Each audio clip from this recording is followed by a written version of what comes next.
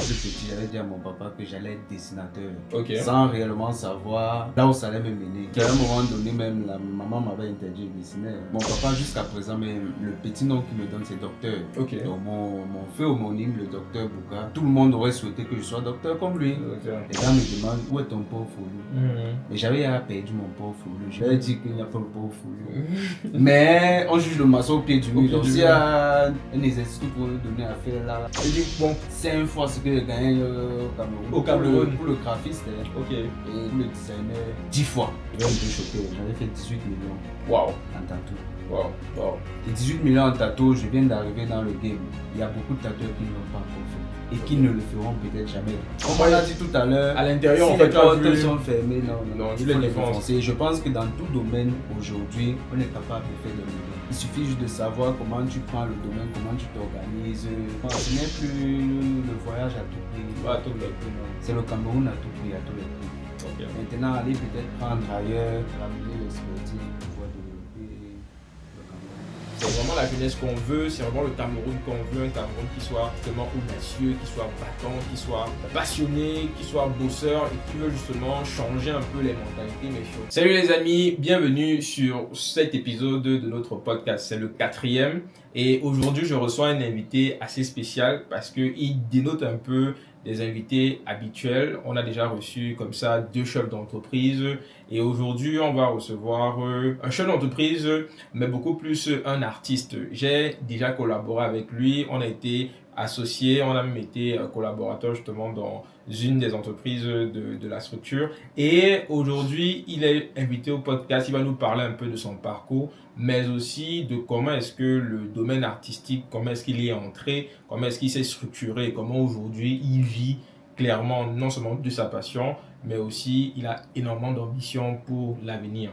Aujourd'hui, dans ce podcast-ci, c'est beaucoup plus un entretien, un échange avec justement un artiste qui va un peu nous donner les coulisses du monde un peu culturel, artistique, camerounais, africain, bien qu'il a énormément d'expérience, il va partager cela avec nous aujourd'hui. Donc, bonjour Pierre. Bonjour Yvan.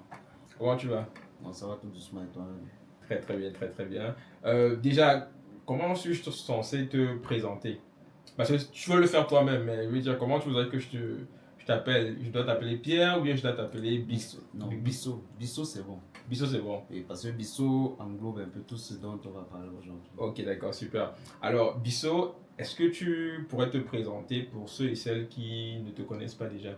Qui es-tu en quelques mots? Bissot, c'est un artiste. Ok, c'est tout? C'est tout. D'accord, ok. Ce qui est sûr, c'est que justement, au cours de ce podcast-ci, on va justement en savoir un peu plus parce que faut juste te dire que tu es vraiment chez toi ici. Tu connais déjà la structure. Ça, je sais. Tu connais déjà la structure. Les personnes qui sont là, justement, l'idée dans ce podcast-ci, vu que tu le découvres un peu, c'est vraiment que l'on puisse échanger, qu'on puisse partager nos expériences, partager notre parcours, des astuces aussi, et donner un peu dans l'envers du décor, en fait, comment dire ça, des apprentissages, des leçons que les personnes peut-être qui nous écoutent pourraient prendre et dans leur vie essayer de voir comment améliorer, mais aussi de façon générale au Cameroun et en Afrique. Donc, toi, je sais que tu es un artiste aujourd'hui, tu es un tatoueur, mais ça n'a pas toujours été le cas. C'est vrai que justement, c'est toute la particularité de ce podcast-ci, c'est que vous allez vraiment voir entre ce que le grand public pense parfois de certains métiers et ce que c'est réellement. Donc, bien sûr, ça va rester ça va rester dans le volet vraiment du partage, mais il y a quand même un cheminement que l'on va essayer de suivre pour arriver à ce que justement Bissot fait aujourd'hui. Donc, Bissot, comme je disais tantôt, tu es aujourd'hui tatoueur, mais ça n'a pas toujours été le cas. Est-ce que tu peux un peu nous parler de comment est-ce que tout ça a commencé? Du début vraiment, si tu peux commencer du début, parle-nous un peu du premier cri. Ouais, du premier cri, c'est-à-dire que déjà tu as fait quelle étude par exemple? Tu as fait quelle étude?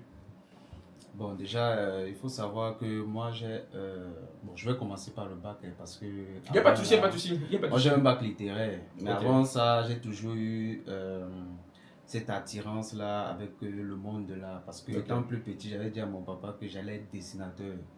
Sans réellement savoir là où ça allait me mener. Mais pourquoi tu voulais être dessinateur? Il y a quelque chose en particulier, je sais pas, un dessin animé, quelque chose, ou bien quelqu'un de ta famille qui le faisait déjà, et donc toi tu t'es dit que tu allais faire pareil? Non.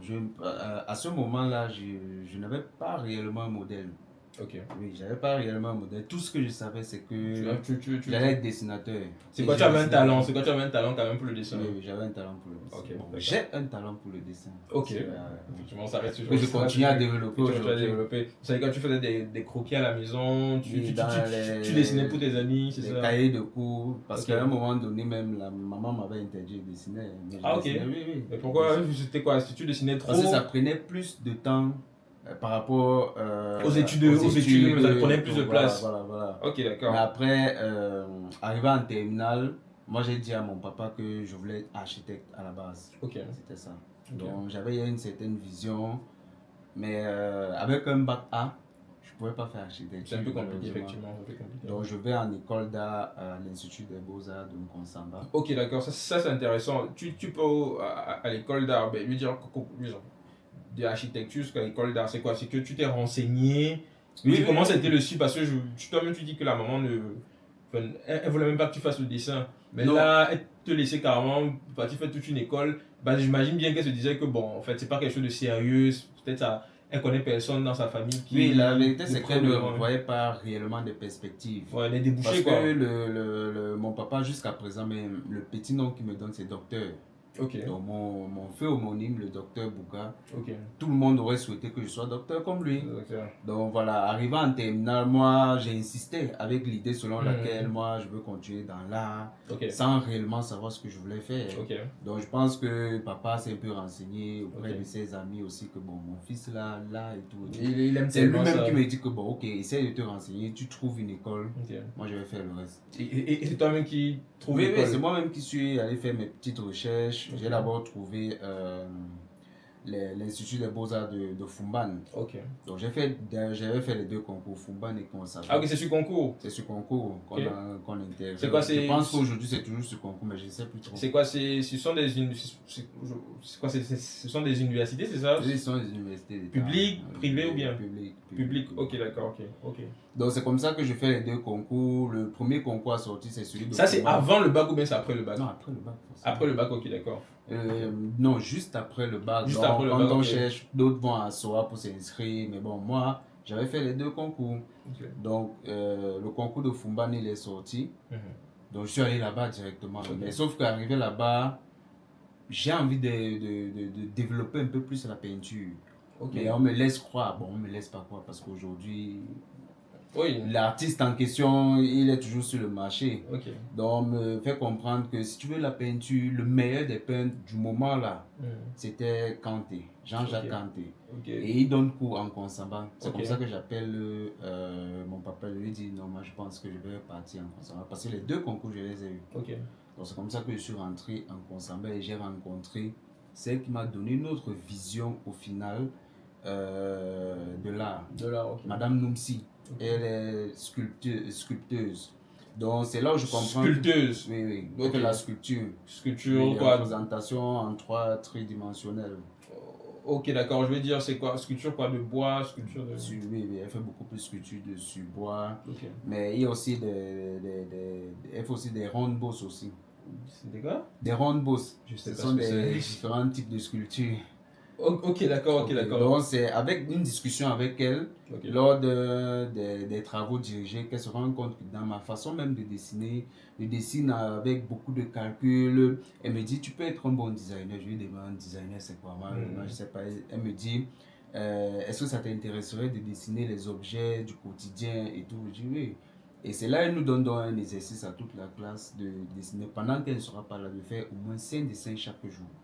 Donc si elle s'absente pour un mois, donc on a environ 150 dessins à faire. Donc moi justement les dessins à reproduire c'était beaucoup plus des dessins d'après nature et des camarades qui prenaient des fruits et tout, mais moi j'étais plus attiré par des objets, chaussures, montres et tout. Donc c'est quand elle revient, elle me parle du docteur Bella. qui est, je crois, docteur en design à l'université de Yaoundé 1. J'ai la chance que la même année, là, il avait certains cours, il avait quelques heures là, je me rapproche de lui, il me dit que c'est pas encore le moment, que je suis même pas prêt, du moins que le Cameroun n'est pas encore prêt en réalité pour le design, selon la vision que lui, il a peut-être du design.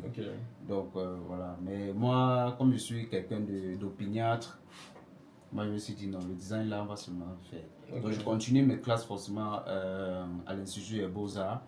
Et ce qui fait même en sorte que je continue, c'est parce qu'à un moment donné, ils ont fait comprendre que après la licence, on pourrait se spécialiser en design. Ce qui n'a pas été fait. Donc, du coup, moi, j'ai laissé. Tu t'es arrêté en licence? Je me suis arrêté en licence. Tu t'es arrêté en licence. Et après, qu'est-ce que tu as fait? Qu'est-ce que tu as fait après la licence? Après, je suis parti à Don Bosco parce que j'ai aussi fait la rencontre d'un très grand ami. Tu peux préciser bien ce que c'est que Don Bosco pour ceux qui Don Bosco, c'est un centre de formation professionnelle à Mimbomanda qui donne des formations. Donc à Yaoundé? À Yaoundé. Ok, d'accord, ok. Qui donne des formations dans le graphisme, montage, audiovisuel, je crois aussi des filières de couture et tout. Bon, c'est dans l'art, un centre de formation professionnelle, pluridisciplinaire. Donc c'est comme ça que je rencontre d'abord, pendant que je suis encore à l'Institut des Beaux-Arts, Albani. C'est un très très bon ami aujourd'hui. Et c'est lui qui m'initie un peu à Photoshop. C'est là aussi j'ai une autre ouverture dans le graphisme et tout. Donc ça veut dire qu'au tout départ à Konsamba, au Beaux-Arts de Konsamba, en fait, c'était beaucoup plus très théorique, très papier. Et là tu fais la rencontre d'un ami qui lui te fait découvrir en fait les outils même digitaux comme Photoshop, les outils informatiques comme Photoshop. Bon, Albany c'est le canal vers le digital. Parce qu'en Konsamba c'est peinture, sculpture, histoire de l'art. Mais ça reste très théorique en fait. Très théorique. C'est vrai qu'il y a une filière pratique, informatique, mais vous n'avez pas touché à ça, mais vous n'avez pas très touché à ça là-bas. Donc c'est vraiment pas le canal c'est en dehors en fait de Konsamba que tu entres vraiment dans le monde du. Non, c'est pendant Konsamba, mais à travers. Ok, d'accord. Ok. Et c'est quoi? C'est ça qui te donne l'envie de partir à Don Bosco ou bien. Non. Pourquoi là Don Bosco? J'ai eu un problème au niveau 3. Parce que quand je me suis spécialisé en sculpture, j'ai eu un souci avec le professeur de sculpture du moment. C'est un artiste très connu aujourd'hui, Émile Youmbi. Donc on était deux en. Donc s'il regarde la vidéo, il va se reconnaître. Il va seulement se reconnaître. D'accord, ok. Donc Émile Youmbi, là du coup, il fallait acheter du matériel pour travailler, donc, pour qu'il puisse nous transmettre ses connaissances et tout. Donc, ma camarade, parce qu'on était deux dans son cours. Juste deux? Oui, on était juste deux. Ok, d'accord. Question financière, finalement, c'est mes parents qui ont tout payé. Payer quoi exactement? Le matériel. Pour tout le monde. Oui. Parce que même l'université n'a pas fourni. Moi, je dis ça aujourd'hui, moi, j'ai peur de rien, c'est la vérité. L'université n'a pas fourni le matériel. Le nécessaire, en tout cas, pour que nous puissions nous épanouir durant le cours. Donc, c'est mes parents qui avaient tout géré. Et tout. Donc, et la matière se notait sur la théorie et la pratique. Bon, nous, on a été offusqués parce que c'est devenu un problème assez général. Par la suite, de se rendre compte que au niveau des résultats, je n'avais pas validé l'unité d'enseignement. Maintenant, on était un peu choqués. Donc, du coup, on a convoqué Émile Youmbi, mon professeur titulaire à cette époque-là, docteur Abouna Vandelin. On a appelé mon papa, puisque tous sont dans l'univers estudiantin, parce que mon papa aussi est docteur. Donc, c'est entre eux que ça s'est géré là-bas. Mais malheureusement, l'issue, j'ai repris à cause de cette matière-là. Donc, au lieu de rentrer au quartier, c'est là que je me dis que bon, ok, il y a cette option de graphisme-là, cette nouvelle flèche que j'ai dans mon art, que je peux développer. Donc, si je comprends bien, pendant cette année morte-là que je suis à Don Bosco. Bon, juste peut-être pour que je situe un peu les gens et tu me dis si que c'est vraiment ça. Ça veut dire que pendant ta dernière année de troisième année, c'est ça, donc pour la licence, en fait, tu as repris une matière. Enfin, du moins, il y a une situation qui fait d'abord. Voilà. Donc, du coup, tu ne pouvais pas avoir la licence sachant qu'il y a une matière. Et donc, en reprenant, ça veut dire que pendant toute une année, tu n'as qu'une seule matière à faire. Oui. Et au lieu de rester au quartier et ne faire qu'une seule matière, tu te dis, bon, le temps libre que tu as, tu vas l'exploiter en fait à aller approfondir un peu les notions par rapport aux nouveaux outils. Parce qu'il faut aussi savoir qu'à ce moment-là, j'allais aussi à Don Bosco. Mais je me rends compte qu'au final, toutes les formations au Cameroun, c'est un peu du bluff. Parce que j'allais aussi à Don Bosco parce que dans leur prospectus, il y avait de la 3D. Et j'avais été initié à la 3D en Konsamba par un autre de mes examens. Je crois qu'on en avait déjà parlé. Oui, effectivement. Donc, si je ne cite même pas son nom ici, là, je pense que. Et donc, je pense que si je regarde le podcast, il va se reconnaître. Donc, tous ceux qui regardent le podcast et qui vous reconnaissez, n'hésitez surtout pas à laisser un commentaire. Donc, oui, sinon, oui, je t'écoute. Donc, là. Dans ces âmes qui m'insufflent dans les connaissances dans l'univers de la 3D, parce que je commence à modéliser. Et en quittant même déjà la Libre Académie des Beaux-Arts, je modélisais pas parfaitement, mais j'étais capable de modéliser tous les objets du quotidien. Donc, il était facile pour moi de dessiner. Mais quand tu dis modéliser, ok, d'accord. Donc, ça veut dire qu'avant même de quitter Konsamba, et tu utilisais quel logiciel par exemple pour ceux qui sont vraiment dans le domaine sur ils vont Blender, pour la 3D Blender. Donc ça c'est à Konsamba. Et là on est dans quelles années à peu près? On est dans 2011, 2012 comme ça que j'ai commencé la 3D. 2011-2012 que tu commences la 3D. Ok, d'accord. Donc 2011-2012 que tu commences la 3D. Et à partir de quelle année maintenant tu reprends la troisième année que tu bascules à Don Bosco? 2015, ok, d'accord, ok. Donc en fait, j'entre en 2011. Normalement, 3 ans, en 2014, tu es censé sortir. C'est là où j'ai mon problème avec l'enseignant et tout. En 2015, c'est là où j'ai ma licence et mon diplôme de qualification professionnelle. Ok, donc tu as fait les deux en même temps, sachant que... Ok, d'accord. Et maintenant, quand tu finis justement ça veut dire que... Quelles sont tes compétences à ce moment précis? Je veux dire...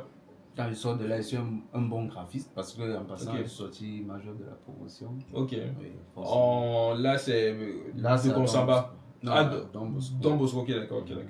Konsamba aussi, ça a été clôturé avec une mention très bien. J'avais soutenu en sculpture, comme je vous l'ai dit. Donc moi, mon thème, je me rappelle plus réellement du titre, mais j'ai travaillé sur les trônes en Pays Bassa.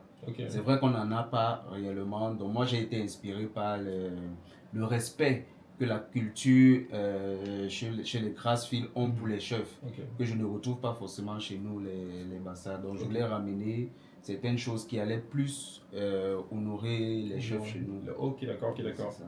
Donc moi, j'ai commencé à penser à un trône qu'on pourrait peut-être vulgariser en Pays Bassa. Ok, d'accord, c'est noble et justement ça montre déjà en fait aussi ta créativité. Mais en fait ma question c'était vraiment de savoir, c'était quoi réellement tes compétences quand tu sors vraiment de tes deux cursus, ça veut dire le DQP dans le diplôme de qualification professionnelle et ta licence, quelles sont les compétences pratiques que tu peux dire, ok d'accord, voici ce que je savais faire concrètement. Enfin je le dis parce que... ça va nous aider justement à voir l'évolution que tu as eue. Là, je suis un bon graphiste. Je travaille à la Sopecam, je travaille avec... on va arriver. Je vais te donner les compétences et brosser un peu sur... Oui, exactement. Bon, je travaille à la Sopecam en tant que graphiste. Je suis un bon dessinateur. Je fais des portraits. Voilà, exactement. Pour la peinture, c'est pas trop ça. Ok. Et tu fais les portraits comment par exemple? Les portraits au crayon. Ok. Oui, parce que le portrait au stylo, parce que je sais que c'est là où c'est en 2017, lors de la CAN, que j'ai un peu développé ce médium-là. Ok, d'accord. Donc tu as d'abord commencé avec les portraits au crayon. Oui. Ok, d'accord, ok, super. Donc les portraits au crayon. Je récapitule parce qu'il y a des choses que tu as déjà dit, mais je voulais justement qu'on revienne dessus. Tu maîtrises aussi l'outil Blender. Est-ce qu'on peut dire que tu maîtrises, ou bien au moins si tu as de très bonnes bases? Non, j'avais de très bonnes bases. On ne peut pas dire que tu maîtrises donc à cette époque-là. J'imagine que Photoshop, la suite. Oui, c'était dans la poche. C'était dans la poche. C'était depuis. Ok, d'accord. Donc, c'est quoi? Tout ce qui était Photoshop, tout ce Photoshop, qui était. Illustrator, InDesign. InDesign. Bon, InDesign, par contre, je reconnais que ça donne Bosco. Ça donne Bosco que tu as approfondi et que tu t'es. Bon, pas approfondi, que j'ai même découvert le logiciel. Ok, d'accord. C'était plus Photoshop. Et Illustrator que tu utilisais. Donc, tu maîtrises ces logiciels-là. Tu as tes licences, enfin, tu as ta licence, tu as ton DQP. Et maintenant, comme tu as dit, au sortir de là, je veux quand même un peu comprendre. Quand tu sors de là, c'est quoi tes projets? Tu te dis, je vais juste travailler ou bien tu as quelque chose de précis que tu t'es mis en tête? Parce que tu as dit que tu t'es mis à travailler à Sopecam. Mais je veux dire, avant ça, avant la Sopecam, lorsque tu as eu tes diplômes, est-ce qu'il y avait un plan? Ou bien tu t'es un peu laissé porter par toutes les opportunités que tu avais? C'était quoi exactement? C'était quoi un peu la situation à cette époque-là? Non, la situation à cette époque-là, c'était pas. Il n'y avait pas forcément un plan. Okay. C'était juste d'apprendre, d'accumuler des connaissances et tout. Bon, il faut savoir que bon, Sopecam, c'était pas réellement le travail. Là, je me suis trompé. Sopecam, c'était le stage. Ok, d'accord. Ils ont voulu me recruter à la fin. Mais c'était pas trop. Je sais pas pourquoi ça s'est pas fait. Ça s'est pas fait. Mais pendant que j'étais en formation à Don Bosco, j'ai été recruté en formation par Écran Noir. Donc, pendant la formation qu'on est venu recruter. Ok, d'accord. Donc, on stage à Sopecam et pendant que tu termines la formation, il y a Écran Noir qui te recrute. Bon, je précise quand même pour ceux qui ne connaissent pas, Écran Noir en fait c'est un festival du film africain. Festival du film africain qui est organisé, je pense, une fois l'année au Cameroun. Je pense que chaque année au Cameroun, n'est-ce pas, c'est ça, ok, d'accord, pour célébrer justement un peu la culture cinématographique au Cameroun. Et donc, tu es recruté dans quel cadre? En tant que designer, en tant que graphiste. En tant que graphiste, c'est-à-dire que tu faisais quoi, les visuels de tout le festival, affiches, billets d'invitation. Et là, et là, c'est quelle année par exemple? 2015. Ok, non, 2015. Donc, vraiment la sortie de 20e édition. Ok, d'accord. Donc, là, on est vraiment à la sortie de ton. Oui. Ok, d'accord, ok.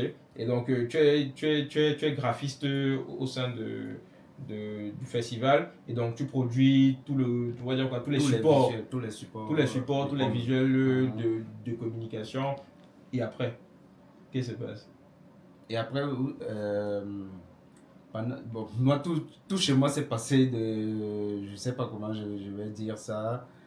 Je pense que ça a toujours été une évidence pour toute chose chez moi. Parce que moi, je suis quelqu'un qui fonctionne beaucoup avec l'univers. Dès que les fréquences sont connectées, tout se passe. Pendant que je suis Écran Noir, il y a SDK Game Africa qui me contacte via Facebook parce qu'ils voient un peu mes dessins. C'est pas forcément pour mes compétences graphiques, mais ils avaient besoin quand même d'un graphiste et d'un... directeur artistique peut-être? Non, pas directeur artistique. Et d'un... je sais pas comment on dit ça en français, mais en anglais c'est character designer. Ok, d'accord. Dessiner les personnages dans les jeux vidéo, en fait. parce que c'est ce qu'ils faisaient en réalité. D'accord. Donc c'est comme ça qu'ils me contactent, ils me mettent à l'essai le premier jour. Moi je leur fais comprendre que non, moi je travaille à quelque part. La seule chose qui peut me faire rester avec vous, c'est l'argent. Et à l'époque, je ne me vendais pas encore assez cher. Il y a une différence de 5 000, je suis à vous. J'ai confiance. Donc voilà. Donc à ce moment-là, ils étaient sur un projet, ils devaient sortir un jeu vidéo sur Samuel Eto'o. Donc ils étaient donc coincés parce qu'ils ne parvenaient pas à trouver une photo de Samuel Eto'o dans ses 16 ans. Donc ils m'ont donné une photo, la célèbre photo de Samuel Eto'o jeune en costume noir là, et tout, et une photo actuelle. Il fallait sortir un portrait d'Eto'o à l'âge de 16 ans. Donc j'ai sorti le portrait et j'ai rajouté du maillage. Pour ceux qui font la 3D vont comprendre ce que le maillage, c'est un peu comme la texture. Voilà. Non, le maillage c'était pour envoyer chez le designer à l'époque qui était en Afrique du Sud pour faciliter la modélisation. C'est comme ça que dans leur bureau, j'obtiens le job à l'instant. Ok, d'accord. En gros, ce que je comprends en fait, c'est quoi? C'est que durant ton parcours, en fait, tu as toujours privilégié l'apprentissage. En fait. Oui, jusqu'à présent. Ok, toujours apprendre. Tu es vraiment passionné en fait de ce que tu fais. Je sais même pas si je suis un passionné. Tout ce que je sais, c'est que voilà. Mais je veux dire, tu peux pas quand même faire, te lancer autant corps et âme dans un métier comme celui-ci sans être passionné. Après, je peux comprendre peut-être que ce que je veux dire, c'est que ça peut être au-delà de la passion et que. Toi, tu vois ça comment? Non, c'est intéressant. Toi, tu décrirais ça comment? Je veux dire, peut-être que ça peut aussi peut-être aider. Honnêtement, comme je dis, passionné, c'est pour vous. Moi, je dis que c'est au-delà de la passion, je sais pas. Toi, tu dis quoi que c'est, on va dire quoi, Je vis avec. Tu es connecté avec ton art, enfin avec, comment je dirais ça, avec l'univers artistique. Parce que avec je ne veux pas forcément me focaliser sur un domaine en particulier. Tout ce qui concerne l'art, du moment où mon esprit m'appelle là, j'y vais. Ok, et justement, ça c'est justement un point qui, comment je veux dire ça, est assez particulier parce que justement, là tu viens de parler du fait que dans ta formation à toi, tu as touché vraiment, en fait, tu as eu une formation déjà académique, clairement, un peu professionnelle, avec peut-être les certifications, le DQP. Tu as été dans des entreprises OPCAM, tu étais embauché au festival. Ensuite, on t'a recruté dans une entreprise de jeux vidéo. Et là-bas, tu as fait combien d'années, par exemple? Ou bien 2 mois? SDK Game, 2 mois, ou bien, je sais pas. Je crois 1 an et demi. Hein. 1 an et demi, ok, d'accord. Et je pense que dans ce parcours-là, aujourd'hui, tu nous dis que, en fait, t'es pas. Enfin, je veux dire, ce que nous, on pourrait appeler de passionné, toi, tu vois que ça va même au-delà. Au-delà. Et toi, c'est. En fait, grosso modo, c'est comme respirer. Pour toi, aujourd'hui, c'est comme respirer, c'est ça. Là, pour toi, c'est respirer. Est-ce qu'on pourrait dire ça? Là, c'est respirer pour toi, c'est ça? Là, c'est vivre. Là, c'est vivre, ok. Bon, respirer, c'est vivre aussi, hein, mais bon, je pense qu'on se comprend. Oui, Et du coup, après SDK, qu'est-ce que tu fais? Après SDK Game, je coupe le billet d'avion, je vais en vacances à Dubaï. Ok. Où je suis calé. Tu étais à charge à l'époque, c'est ça? Oui, pour l'époque, j'étais chargé quand même. Ouais, pour ceux qui connaissent pas, quand on dit chargé, en fait, c'est généralement pour dire que la personne J'étais chargé quand même pour l'époque, donc je vais à Dubaï. Ok. En ayant mon très bon boulot, hein, parce que... Mais tu pars à Dubaï pourquoi? C'est pour les vacances? C'est pourquoi exactement que tu pars à Dubaï? Parce que bon, il y a des milliers de destinations à travers le monde. Pourquoi Camerounais, tu pars à Dubaï? C'est quoi? C'est quelqu'un qui t'a appelé, qui t'a dit non, Dubaï c'est bien, tu peux venir t'amuser ici, ou bien il y a des opportunités? Oui, exactement ça. Ok. T'amuser et les opportunités, mais même comme je ne voyais pas trop, parce que tu es à SDK Game Africa, tu as un très bon salaire, tu vis chez les parents, donc tu n'as pas de charges. Okay. Donc Dubaï, c'est clairement les vacances, donc tu n'es pas soucieux de payer la lumière, le courant, le loyer et tout. Donc je ne voyais pas trop l'intérêt de rester là-bas, parce que la vérité c'est que moi j'aime bien tu partais le Cameroun. Tu partais vraiment juste pour les vacances. Découvrir les vacances. Mais pourquoi Dubaï? C'est la question que je vais poser en fait. Je veux dire, non, parce que j'avais quelqu'un d'installé. Ah voilà, ok, c'était plus facile pour moi que d'aller dans un pays. Ok, d'accord. Tu avais quelqu'un que tu connaissais qui devait t'accompagner, te montrer un peu les endroits. Ok, d'accord, super. Et du coup, tu arrives à Dubaï et après, toi-même tu dis, tu restes. Non, à Dubaï, je vis pleinement, je continue à travailler avec SDK Game. À l'époque, c'était pas Zoom, c'était Skype. On avait des réunions en ligne et tout. Parce qu'il faut savoir que mon boss à l'époque travaillait pour Facebook. Et là, on est en quelle année? 2017 déjà. Ok, 2017. Bon, en fait, je veux vraiment qu'on revienne dessus parce que je pense que c'est vraiment important. Je veux dire, quand tu quittes du Cameroun pour Dubaï, est-ce que tu y vas pour les vacances en sachant que tu reviens? Oui, ou bien... en sachant que je reviens. Oh, voilà, ok. Donc ça veut donc dire que qu'est-ce qui te fait donc rester à Dubaï? C'est la question justement que je pose. J'en arrivais. Donc, ok, d'accord. Okay. Donc j'arrive, je fais des 2 mois okay. Tranquillement. Le dernier mois où il faut rentrer, c'est mon ami qui me dit mais pourquoi tu n'essayes pas ici? Il y a beaucoup de sites ici. Avec le CV que tu as, tu peux trouver un bon boulot. Bon, ici. je reprécise encore, pendant les 2 mois, tu dis tu fais... Je monte, je descends, je m'amuse. Non, je veux savoir, pendant les 2 mois, est-ce que c'est 2 mois pendant lesquels tu es censé travailler ou bien c'est 2 mois de vacances qui te étaient accordés par SDK? Non, j'avais 1 mois de vacances, mais j'avais signalé quand même que j'étais hors du pays. Donc je travaillais à distance. En sachant que tu leur avais dit quand même que tu devais revenir. Oui, c'est pour ça que j'ai parlé de Skype. Ok, d'accord. Des réunions en ligne. Ok, d'accord. Et donc du coup, tu as la discussion avec justement ton... Avec mon ami qui me dit tu peux okay. gagner bien plus ici. Bon, vas-y, c'est comme ça que j'upload mon CV dans l'application de Bizon à Dubaï. C'est une application où tu peux trouver de l'emploi, acheter des véhicules et tout. Ok, d'accord, ok. Ça veut dire que pour ceux, ça c'est important peut-être pour ceux qui ne connaissent pas. Donc pour ceux qui qui regarde la vidéo, peut-être quand on est à Dubaï, je sais pas, c'est une actualité ou bien c'était à l'époque? Là, je sais pas. Je sais pas, ok, pas. d'accord. Mais il y a Indeed quand même, je sais que Indeed est toujours d'actualité. Indeed, c'est un peu partout, non? Oui, je pense. Voilà, donc c'est comme ça que j'upload mon CV. Ton CV, ok. Après, j'ai un entretien avec une entreprise indienne là où je fais 2 semaines. Les gars sont carrément bluffés, mais ça bloque au niveau où ils me demandent de faire mes propres papiers. Et qui vont me rembourser ça à la fin de mon contrat. Oui. Mais moi, ça sonne pas bien. Et surtout que dans mon esprit, moi, je veux rentrer. Oui. Donc, pas forcément. Si les conditions ne sont pas réunies pour me maintenir, pourquoi rester là? Et moi, j'ai mon bon boulot au Cameroun. Donc, voilà. Donc, je fais 2 semaines avec eux. Moi, je décide d'arrêter. Lorsqu'ils me disent qu'il faut que je régularise mes papiers moi-même pour rester là, les gars me payent. Hein. Et les 2 semaines qu'ils me payent là, c'est mon salaire du Cameroun. Waouh, ok. C'est là où ça me donne un petit coup de poing. Un petit aperçu de ce que je rentre, je me dis que bon, pourquoi pas. Je continue à uploader les CV, je postule. Après, il me dit bon, bof. Je crois que je reçois le coup de fil de ma mère. Oui, on discute un peu de tout et tout, tu me manques et tout. Bon, moi, ça me donne un peu de nostalgie. Ouais. Ma maman, c'est mon Dieu. Donc, il me dit que bon, ok, il reste quoi? Une semaine, quelques jours là. Si rien ne se passe, tu rentres au Cameroun? Non, mais j'étais même plus dans si rien ne se passe. Ah, ok, d'accord, toi tu voulais y rentrer en fait. Je rentre. Ok. Donc, ce qui fait en sorte que tout change, c'est que je crois, parce que quand j'ai arrêté chez les Indiens le lendemain, comme j'avais à déposer beaucoup de CV, je faisais toujours ma petite prière à 5 h du matin, normalement. Donc, je fais ma prière tranquillement. Mon ami qui était à Dubaï avait fait venir sa copine. Donc je suis là tranquille, je reçois encore un message de 10 h après. Elle me dit que c'est encore quoi, c'est le boulot et tout. Parce qu'elle-même elle venait en vacances, mais mon ami lui il avait prévu qu'elle reste. Donc l'entreprise dans laquelle il travaillait est en train de lui chercher une place là-bas pour qu'elle reste et tout. Après il dit que non, c'est encore le boulot. Elle prend, elle arrache mon téléphone. Comme ça s'est passé. Que moi je suis là.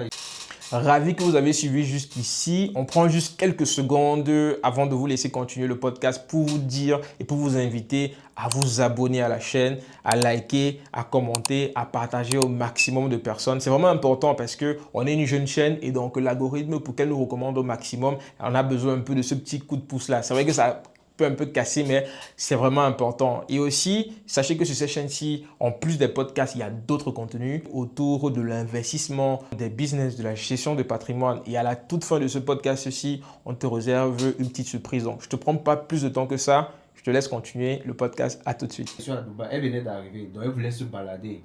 Elle dit que non, allons, même si tu ne veux pas, non, allons, tu passes ton entretien et puis on continue la balade. C'est comme ça que bon, elle me dit, ok, je ne perds rien. Je me douche rapidement, on sort. Et là où il y avait le boulot, c'était pas loin de là où on restait. Donc on marchait à peine 10 minutes. On arrive tranquillement. Bon. Entre artistes, tu sais, bon, du moins c'est ce qu'on avait. Tu sais, quand on regardait les films chinois à l'époque, là, tu savais que non, quand tu vois un chinois, n'essaye même pas. Tu vas te mettre au sol. Donc c'est comme ça que j'arrive en entreprise, je vois beaucoup d'asiatiques. Donc je ne sais même pas si c'était coréen, japonais. Mais il me dit que gars, le dessin, tout, le graphisme, ça ne vaut même pas la peine. Dépose quand même mon CV. Voilà, dépose le CV et tout. Les gars me demandent où est ton portfolio. Mais j'avais perdu mon portfolio. Je ne sais pas où le disque dur était parti. Et j'avais mon PC sur moi. Je leur ai dit qu'il n'y a pas le portfolio. Mais on juge le maçon au pied du mur. Donc s'il y a un exercice que vous pouvez me donner à faire là. Pour être sûr que toutes les images qu'il y a dans le... Donc ça dit que tu veux dire que là c'est de l'audace en fait. Tu leur dis que les gars, laissez les choses que on peut vous montrer là directement, vous donner une tâche à les faire comme c'était l'expression, this African boy. Ils m'ont quand même donné l'espace. Donc c'est comme ça qu'ils m'expliquent qu'en réalité en entreprise ils ont besoin d'un graphiste qui va faire les étiquettes pour coller sur les produits pétroliers. Parce qu'en passant c'était une entreprise qui revendait les produits pétroliers, huile de frein, huile de moteur, tout ça là. Donc maintenant, dans la vérité, c'est là où tu vas comprendre comment j'entre dans le design sans faire de la formation de designer. En réalité, vous voulez un graphiste et un designer produit. Moi, dans mon processus créatif, je commence par le dessin. Donc, quand ils m'expliquent ce qu'ils veulent, les stickers et tout, je dessine un bidon qu'ils ont sur leur comptoir. Tranquillement, j'ouvre mon ordinateur. Mais ici encore à ZAM, parce que c'est ZAM, les connaissances que ZAM m'a données des années antérieures auparavant, qui sont venues tout changer. Donc, j'ouvre mon ordinateur, je commence à faire la modélisation 3D. Le directeur de l'entreprise arrive. Il ne parle pas beaucoup, il me pose juste une question. Est-ce que tu as mangé ton matin? Je dis oui. Il dit non, c'est l'heure de la pause de l'entreprise. Ils sont 1000 dirhams, c'est le billet le plus élevé de Dubaï. C'est quand même 10 000 ici, mais c'est plus que 10 000. C'est plus. À l'époque, le dirham c'était à 150, donc c'est 150 000. 150 000, ok. Donc il me sort 1000 dirhams, il dit va te restaurer. Je pars avec la copine de mon ami, mais on fait plus de 2 heures de temps. Donc moi, je savais que c'était mort parce que je voulais retirer à peine 30 dirhams et venir remettre le reste. Donc quand je reviens avec le reste, je lui tends 970 dirhams. Quand il me regarde, il est dépassé. Tu es sérieux? Je ne suis pas sûr que c'est un Africain. C'est pour toi. Et elles sont ok. Il dit non, installe-toi, continue de travailler.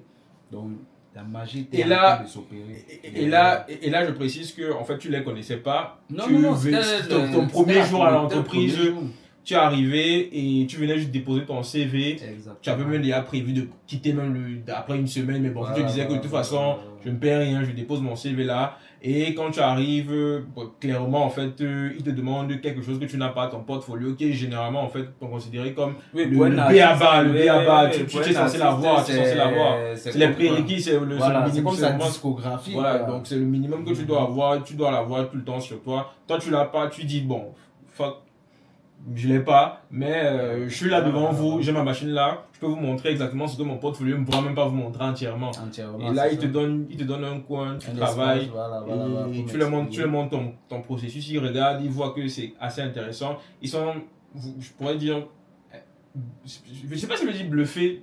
Toi, tu calerais comment? Moi, je pense qu'ils sont bluffés parce que ils ne s'attendaient pas. Il y avait un racisme caché, ça il faut se non, forcément, j'imagine. Ils ne s'attendaient pas qu'un petit négro arrive là et commence à faire des trucs. Avec autant de professionnalisme et autant d'audace aussi, parce que je pense aussi c'est surtout l'audace aussi qui les a aussi touchés. Parce que tu aurais très bien pu dire que bon, je m'en vais chercher mon CV ou bien je vais vous faire ça, revenir dans 2 jours, il ne même plus revenir, ou alors perdre le temps de leur envoyer des éléments, bon, il ne sait pas. Donc ça c'est vraiment quelque chose justement qui est vraiment important aussi pour ceux et celles qui, au-delà même peut-être d'être entrepreneur, même seulement en tant que, si vous êtes dans la recherche d'un travail, c'est vraiment le fait aussi de savoir que en réalité, toutes les entreprises ont des besoins, elles ont comment je vais dire ça, elles ont des problématiques en fait à résoudre. Et si vous êtes, si vous avez la possibilité effectivement de leur montrer ce que vous savez faire, n'hésitez jamais et mettez toujours tout à votre disposition, même si il vous manque X ou Y, un peu comme justement Bissot, donc Pierre l'a fait. Vous montrez ce que vous allez faire. Vous avez vos machines montrées déjà. Si il faut envoyer X ou Y, il ne faut pas avoir peur. Il faut pas avoir peur, effectivement. On les défonce. On les défonce ou alors on escalade par la fenêtre. Je pense que c'est ça. Maintenant, ok. Et là maintenant, on est dans la partie où effectivement tu remets l'argent. Il te dit ok d'accord, non, c'est vraiment pour toi. Je pense que c'est encore autre chose qui marque aussi parce qu'il voit que tu es honnête, tu intègres, tu viens remettre la différence. C'est ça. Et après, qu'est-ce qui se passe? Non, quand il me remet les sous, je ne veux pas m'installer là où on m'avait installé auparavant. Ah ok, pour continuer le travail. Ok. Maintenant, le fondateur de l'entreprise arrive, un Turc. Donc, alors, donc, ça veut dire que celui qui t'a remis les 1000 dirhams, c'était pas le fondateur. C'était le directeur de l'entreprise, ok, d'accord. Quoi, le directeur général, c'est ça? Le directeur général. Ok, maintenant le fondateur même, ok, d'accord, il arrive. Ok. Un vieux monsieur très élégant, hein. Ok. Turc, mais qui ne parlait que uniquement l'arabe. Donc même l'anglais, même un peu, il n'y avait pas. Donc je ne sais pas ce qui se tramait derrière, mais moi là je pense que c'est la force de l'univers. Parce que pendant que je faisais tout ça, tout était en train de se travailler et tout. Il est venu, il m'a tapoté, parce qu'il n'a même pas pris de main, il m'a juste tapoté. Dès que je me suis retourné, il m'a tenu la main. Et je pense que c'était la première fois qu'il parle anglais. You are welcome. C'est tout ce qu'il m'a dit. Ok. You are welcome. Il a pris tous les CV qui étaient posés là, il l'a mis dans la poubelle devant moi. J'étais juste. Je sais même plus. Non, je comprends. Enfin, je veux dire, il y a de quoi être un peu. Enfin, ça peut sembler un peu surréaliste. Tu dis, mais qu'est-ce qui se passe exactement? Est-ce que c'est quoi? C'est une caméra cachée ou bien. Mais tu comprends très bien que, en fait, tu es arrivé à un moment où ils étaient vraiment dans la recherche d'un designer. J'ai été pragmatique. Tu étais pragmatique, en fait. En fait, sans t'en rendre compte, bon, peut-être tu t'en es rendu compte, mais tu as vraiment répondu à leurs attentes et aussi Non, ils avaient un problématique. Surtout parce que au final, ils m'ont recruté. Je n'avais même pas fait ce qu'ils avaient demandé. Ah, ok. Donc c'est le processus du designer. Du designer en fait qui les a captivés. Parce qu'ils n'avaient même pas encore fait la fiche en question qu'il fallait faire. Ok. Mais ils ont vu comment tu as procédé, tu t'es mis à faire des croquis, tu as pris ta machine, tu t'es installé sur Blender, ils ont dit mais celui-ci c'est ce qu'il fait en fait. Moi je faisais ça naturellement. Naturellement. Et je pense que ça aussi c'est un point justement qui est important justement dans ton parcours, c'est que toi tu le dis en fait, c'est pas quelque chose que tu fais, je veux dire, tu ne triches pas en fait. Je veux dire, c'est bon, tu disais tout à l'heure que l'art pour toi c'est la vie, ou l'art pour toi c'est vivre, mais je pense que c'est devenu en fait même ta personnalité en fait. Je veux dire, on pourrait te réveiller même à 3h du matin, 4h du matin, en plein sommeil, te dire fais un truc sur Blender, tu fais rapidement. C'est ça en fait, c'est ça. Ok, d'accord. Et donc du coup là, tu arrives dans l'entreprise, ok, d'accord. Le boss arrive, il discute avec le DG, il te recrute. Et du coup, qu'est-ce qui se passe? C'est quoi? C'est que tu commences le même jour ou bien il te demande de rentrer et tu reviens le lendemain? Non, il me recrute. Ok. Parce qu'il faut comprendre là où tout s'est passé. Ok. Il me recrute, il m'envoie chez le RH. Chez le RH. Okay. Le RH m'explique donc que bon, en réalité, on a besoin d'un graphiste et d'un designer. Bon, c'est deux postes ou bien c'était deux postes qu'ils recherchaient? Oui. Ok. Bon, moi je ne regardais pas le design produit parce que je ne savais même pas ce qu'il fallait faire. Je ne connaissais même pas les missions d'un designer, produit et tout. Okay. Donc, moi, j'étais plus focus dans le design graphique. Donc, c'est là ils me disent que tu cumules les deux. Après, je dis, bon, ok. Et c'est là ils me donnent le salaire. Le salaire, c'est... Je dis, bon... 5 fois ce que je gagne au Cameroun. Pour le graphiste. Hein. Et pour le designer, 10 fois.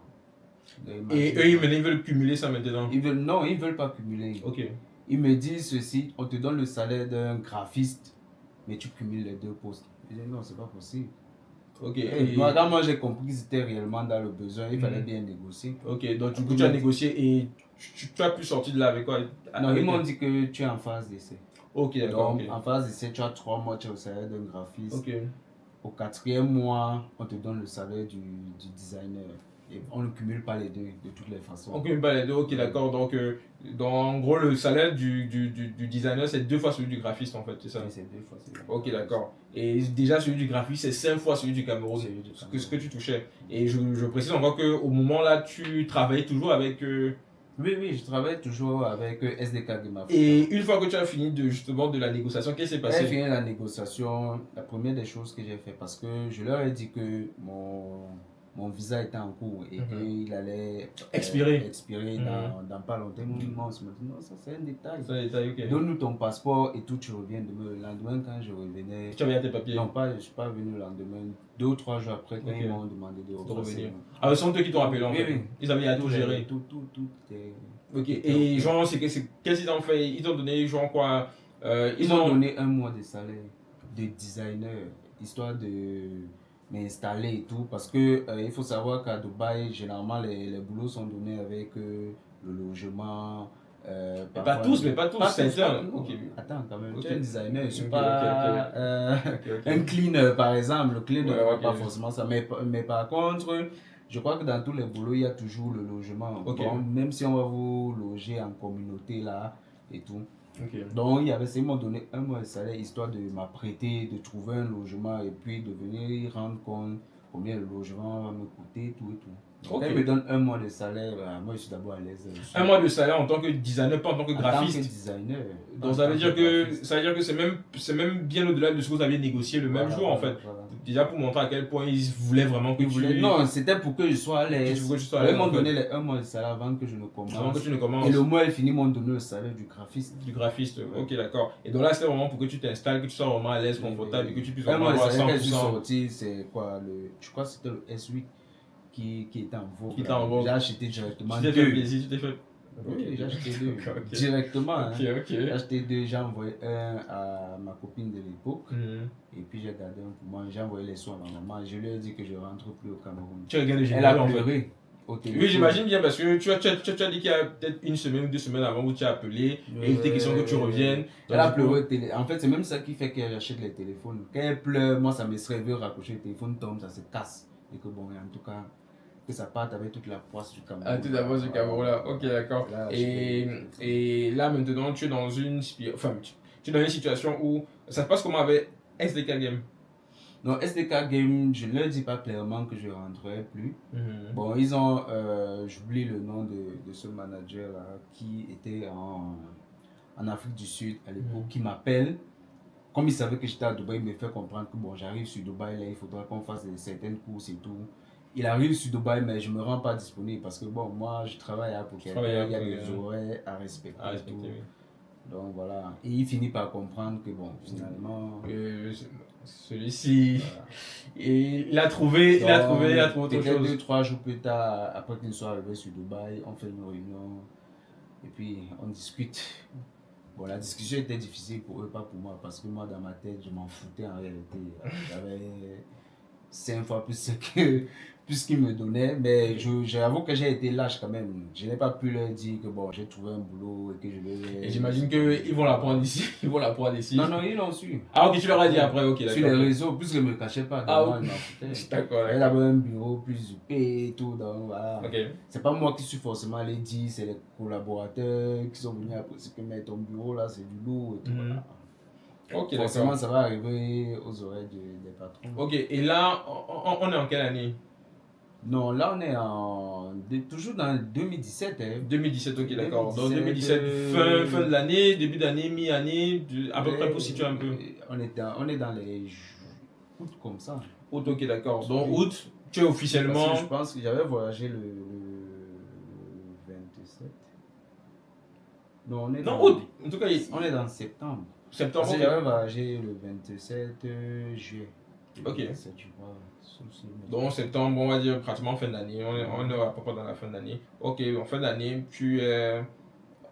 Tu n'es pas citoyen, mais je veux dire, c'est quoi en fait c'est quoi l'Emirates ID, ça veut dire que c'est une carte de séjour, c'est une carte de séjour en fait. Une carte de séjour te permet d'entrer et sortir dans le territoire Dubaï. Voilà. Ok, d'accord. Enfin, émiratif, je sais pas. Du coup, en fait, il t'avait mis pour combien de temps à peu près? C'est 2 ans. Ok, ils t'ont pris pour 2 ans, ok, d'accord. Et maintenant, tu as 2 ans. C'est 2 ans. Renouvelable. Ok, d'accord. Donc 2 ans, tu travailles, ta situation elle est bonne. On est en 2017. Là, tu touches, on va dire 5 fois ce que tu touches au Cameroun. J'imagine, avec l'avance qu'ils t'ont donné au départ, les 1 mois, pour que tu te trouves un logement beaucoup mieux que ce que tu avais déjà au départ, tu as une bonne situation. Et qu'est-ce qui se passe? Pourquoi aujourd'hui tu es au Cameroun? Tu aurais bien pu rester là-bas, continuer, enfin, tu serais certainement un boss. Oui, non, le problème c'est que j'étais en entreprise. Il faut y aller savoir que bon, moi je suis un artiste, donc j'aime pas être confiné. Je n'aime pas être dans un carré. Ok. Ni dans un cercle. J'aime être dans un libre. Espace ouvert. Donc aller au bureau tout le temps, moi c'est pas trop mon... Et je leur ai fait comprendre que moi je peux pas venir au bureau tout le temps. Enfin, à un moment donné, tu t'es lassé, c'est ça? Oui. Le bureau c'est pas mon truc. Réellement. Parce que même si j'aménage chez moi un bureau, je suis même pas sûr que je vais l'utiliser longtemps, si ce n'est pour faire des vidéos. Mais vraiment...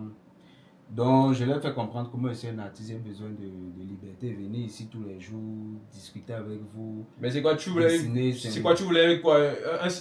possibilité de faire du remote, c'est ça, ou bien? Oui, et ça s'est fait. Ah, ok. Ils ont besoin d'un produit, non? Parce qu'au final, la première mission avant même de faire ce pourquoi on m'avait recruté à la base, même, c'était de trouver déjà le bon modèle de bidon. Donc, j'ai fait des dessins. J'ai fait près de 400 dessins. Hein. Ok. Oui, quand je dis 400 dessins, c'est que je dessine un bidon avec toutes les vues. Oui, c'est ça qui fait un dessin. Vous pouvez imaginer le nombre de formats. Donc, venir tous les matins, là, m'asseoir, là, dessiner toute la journée et rentrer chez moi, c'est lourd. C'est un peu lourd. Parce que moi, l'inspiration, c'est... À toute heure, en fait, à toute heure. Il y a pas de moment on ne clique pas. Il y a des moments où vraiment c'est la page blanche. C'est la page blanche, oui. Oui, tu vas arriver au bureau, tu vas rien faire. On va commencer à te regarder que mais celui-ci il prend nos argent. Il prend nos argent pour rien.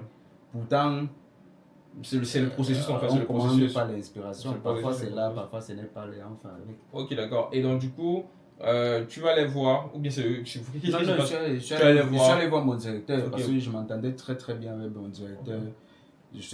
On parle du même qui t'a remis les 1000 dirhams au départ, c'est ça? Oui, c'est lui. Donc, je lui ai expliqué la situation. Il m'a fait comprendre qu'il n'y a pas de souci, mais comme on est en entreprise, il faudrait que tu sois là au moins 2 fois dans la semaine. Dans la semaine. Okay. Le vendredi où on doit faire le point et le lundi où on définit les missions. Ok, c'est donc comme ça que tu, on va dire quoi, il t'aménage en fait une possibilité de faire du remote. Tu peux faire les remote 3 fois la semaine, sauf le lundi et le vendredi. Non, à Dubaï on travaille 6 jours, 6-7 monsieur. Ah, 6 jours, 6-7? Ah, ok, d'accord, ok, même le samedi on travaille. Ok. C'est un pays musulman, donc il n'y a que le vendredi qu'on est free. Après la... Ah, ok, d'accord, ok. Ah bon, dans le vendredi là-bas c'est un peu comme le week-end. De travail, 9h21. Oui, le vendredi c'est le week-end, tout le monde va à la mosquée. Ah, ok, d'accord. Ah non, moi je savais pas, moi je connais pas vraiment les coutumes là-bas à Dubaï. Ok, d'accord. Bon, ça c'est, je pense, assez intéressant aussi pour ceux qui n'y sont jamais allés. Ok, d'accord. Donc lundi à jeudi, puis on reprend samedi et dimanche. On travaille le dimanche. On travaille le dimanche. Waouh, ok, d'accord, ok, je savais pas. Je savais pas, ok, d'accord. Et tu dis que c'est quelle heure à quelle heure? 9h 9h21. 9h21h, waouh, ok, d'accord. Pour tout le monde. Tout le monde. Tout le monde, waouh. Bon, maintenant, chaque entreprise sait comment manager. Waouh. Oui, par exemple, quand j'étais chez les Indiens, je travaillais jusqu'à 17h, par exemple. Ok. Oui, mais c'est des cas exceptionnels. Ok. Waouh. Et donc, du coup, toi, c'est avec ce rythme-là, tu te dis vraiment, moi, je ne veux pas tenir sur la longueur. En plus, ça me contraint, enfin, je ne suis pas à l'aise. Et moi, surtout que moi, je n'avais pas forcément envie de dessiner tous les jours. Ok. Oui, parce que moi, je dors, je me réveille, les inspirations viennent, je les note. Naturellement, tu les notes, ok, d'accord. Voilà.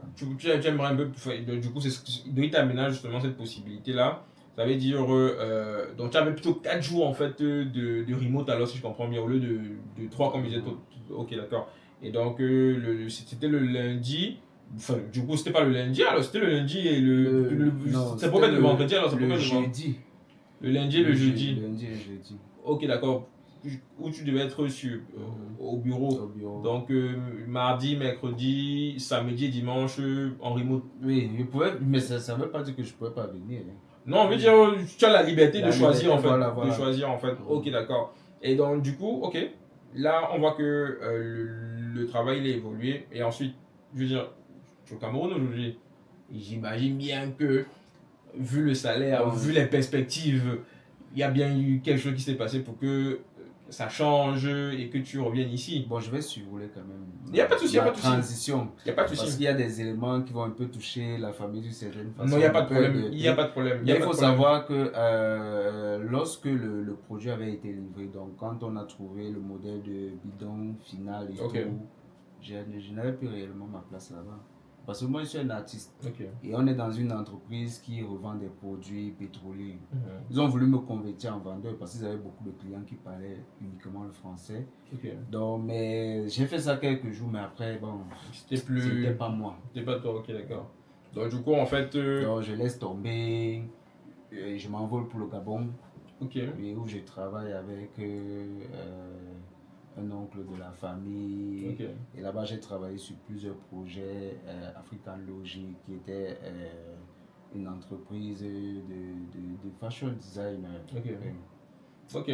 Donc, tu quittes Dubaï, tu vas au Gabon.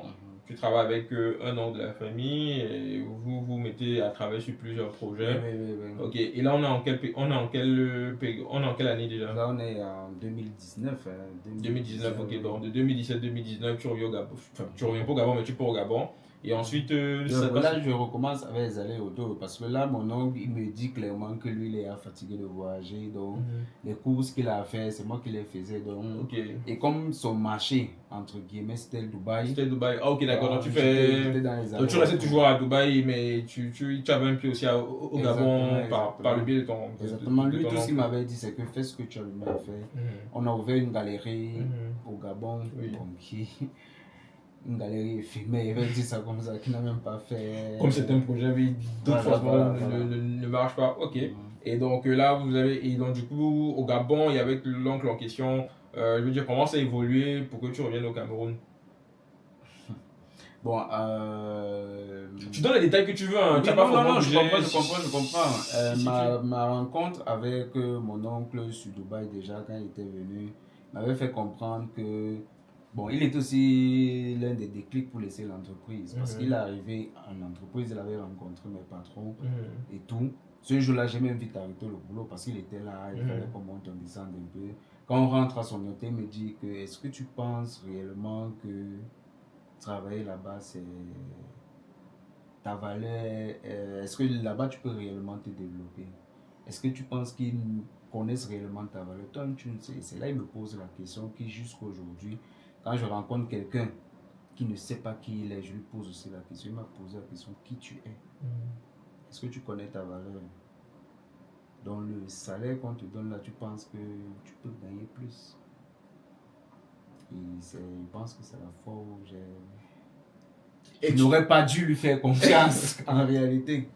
Ok, d'accord. Donc, parce qu'en fait, même s'il y avait justement, enfin, j'imagine, je vais essayer d'aller un peu dans le sens de ce que tu disais tout à l'heure, c'est que même si c'est vrai qu'effectivement, tu avais plus ta place dans le sens où le projet, en fait, tu avais pu achever le projet pour lequel on t'avait recruté, mais ça aurait pu évoluer en quelque chose d'autre, même si au moment t'es on va dire quoi, fini le projet, après il n'y avait plus vraiment d'utilité de ta part, mais tu aurais quand même pu rester et possiblement il y aurait eu un autre projet où tu aurais quand même pu continuer. Et j'imagine que même au niveau du salaire, ils te payaient toujours, mais juste qu'au moment là, il n'y avait pas. Bon, ok, peut-être il y a eu des ajustements, mais ça reste toujours intéressant pour toi. Et donc maintenant, quand tu as eu la discussion avec ton oncle, il y a eu comment dire ça, il t'a fait voir un certain nombre de choses, mais aujourd'hui, avec le recul et avec tout ce qui s'est passé, tu estimes que, bon, peut-être c'était pas forcément la meilleure décision à prendre. Non, mais dire la vérité, c'est pas toujours du manque de respect. Je vais commencer par là parce que je pense que en réalité, mais moi je regrette pas. Hein. Et je vais dire ce que j'ai à dire, mais je regrette pas parce qu'on apprend toujours du passé. Mais c'était la plus mauvaise des décisions que j'avais prises. Okay. D'écouter sa parole. Okay. Parce qu'au final, tout ce qui était prévu, rien n'a jamais été fait. Rien n'a jamais été fait. Ok. Désolé s'il tombe sur cette vidéo, mais c'est le mec que la vérité. Non, tu n'es pas obligé de citer. Non, je n'ai pas cité le nom. Mais s'il suit, il comprend. Oui, il va se reconnaître, j'imagine bien. Vu que tu as bien donné les dates, on est en 2019, on est au Gabon, on est entre le Dubaï et le Gabon. Tu as parlé d'un oncle au Gabon. Bon, je pense que tu n'en as pas 10. Voilà, tu n'en as pas 10 non plus, je pense, en tout cas, là-bas. Donc, il va se reconnaître. Mais en tout cas, et après cette expérience-là. Et après cette expérience, on est au Gabon. Alors, il m'avait fait cette promesse, justement, c'est pour ça que je parlais. Il m'avait fait cette promesse que non, si tu veux continuer dans le design, je vais financer les études et tout. Et là, il a tenu sa promesse. Ça, il faut aussi le dire. Parce que je quitte le Gabon. On est en train de se renseigner sur des écoles. On trouve l'école en Suisse. Oui, c'est lui qui gère toute la paperasse, du moins la discussion avec l'établissement et tout. Mais je crois 1 ou 2 semaines après, il nous appelle. C'est là où la deuxième vague de Covid commence. Comprendre que non, ils ne peuvent pas accepter des étudiants étrangers et tout. Et là, je me rappelle qu'en 2015, il y avait une école de design qui ouvrait au Cameroun. Donc, j'active 2-3 contacts là qui me confirment qu'effectivement, l'école fonctionne parfaitement et que en 2019-20 là, je crois que la première promotion allait sortir. Donc c'est comme ça qu'on contacte l'école. Bon, lui contacte l'école directement à notre insu. Il nous envoie faire une mission quelque part dans le Gabon. Quand on arrive, nous annoncent juste qu'on nous attend bien au Cameroun. Et tout. Cameroun. C'est comme ça que je fais dans le voyage. J'arrive à la Libre Académie des Beaux-Arts de Douala. De Douala. Ok, d'accord, ok. Et je pense que nous, là, et là, on est en quelle année? 2020. 2020. Fin 2020, début 2021. Ok, je pense que c'est justement à cette période-là que nous on se rencontre. C'est là-bas que c'est cette période. Ça fait 6 ans déjà. Et donc, toi, tu reviens donc au Cameroun, reprendre. Et tu sais qu'on se rencontre, c'était toujours grâce à Albanie.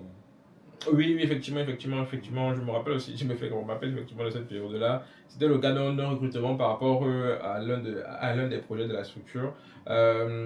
Et donc, à partir de là maintenant, tu vas justement venir dans l'entreprise. Et après ça, maintenant, et on parlait de ça, suivre aussi, on parlait des cours à la Laba. À la Laba, ok, d'accord, à Douala. Et ensuite, je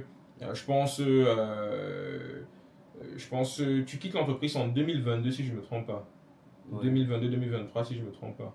2022-2023 où justement tu avais ton projet de... Et c'est justement là où on va entrer maintenant dans ce que tu fais, aujourd'hui. Tu avais ton projet justement de tatouage. Parce que je ne l'ai pas cité, ou peut-être si, je ne sais pas si je l'ai cité en début, mais aujourd'hui, Bissot, donc Pierre, est... Je sais pas si je devrais le dire, mais je pense que c'est quand même le cas. Ben, tu vas me dire si je me trompe. Mais je pense que ce soit en termes de communication, que ce soit en termes de, comment je vais dire ça, d'univers artistique, de représentation, de ce que tu amènes dans la sphère. Moi je considère en tout cas, mais je ne suis pas un expert non plus du domaine, donc du coup je peux me tromper. Donc je vais laisser ça dans l'appréciation. Et aussi à ceux qui nous regardent, nous dire aussi ce qu'ils en pensent.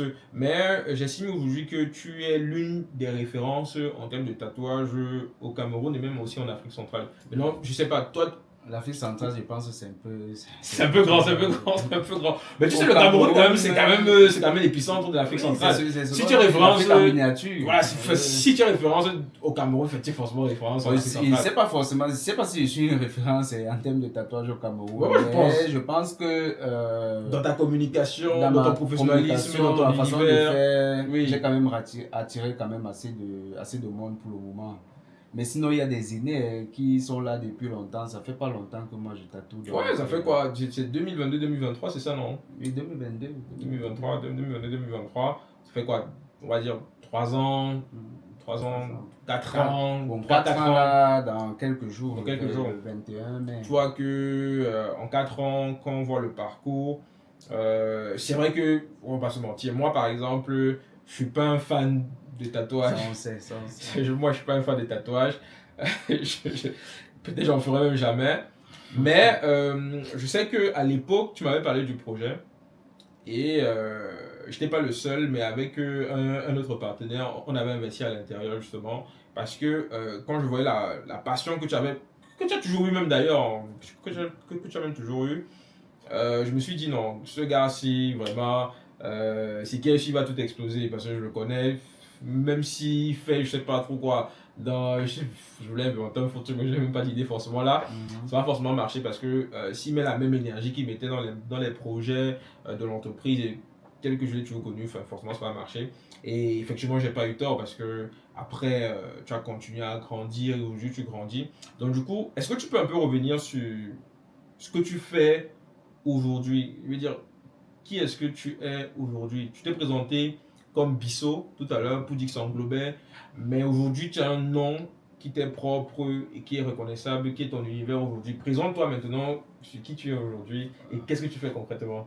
Bon, c'est vrai que tu fais qu'insister. Ouais, parce que il faut que les gens connaissent, Bon, aujourd'hui, dans l'univers du tatouage, c'est Binks. Binks Tattoo. Okay. Et je sais que beaucoup de gens ne connaissent pas mon visage, donc l'exclusivité sur ton plateau aujourd'hui. Ah, je te remercie. Donc voilà, comme tu l'as si bien dit, le tatouage a commencé ici, c'était même dans ces bureaux. Ouais, c'est vrai. Toi, tu ne voyais pas forcément l'ampleur que ça pouvait prendre. Mais comme tu l'as si bien dit, tu as cru en moi. Donc, moi, aujourd'hui, je vais dire à tes téléspectateurs que tu es l'un de mes modèles parce que quand je te rencontre en 2022, 2020. 2020. Non, c'est pas grave. Quand tu rencontres en 2020, ta façon de faire, ton mindset, je me dis que mais un jeune comme ça qui a accompli autant de choses, pourquoi pas moi? Donc travailler pour toi c'était un début, mais après j'ai ressenti qu'il fallait que, bon voilà, que j'aille dans ce qui me parle le plus. Et là à ce moment-là c'était ça.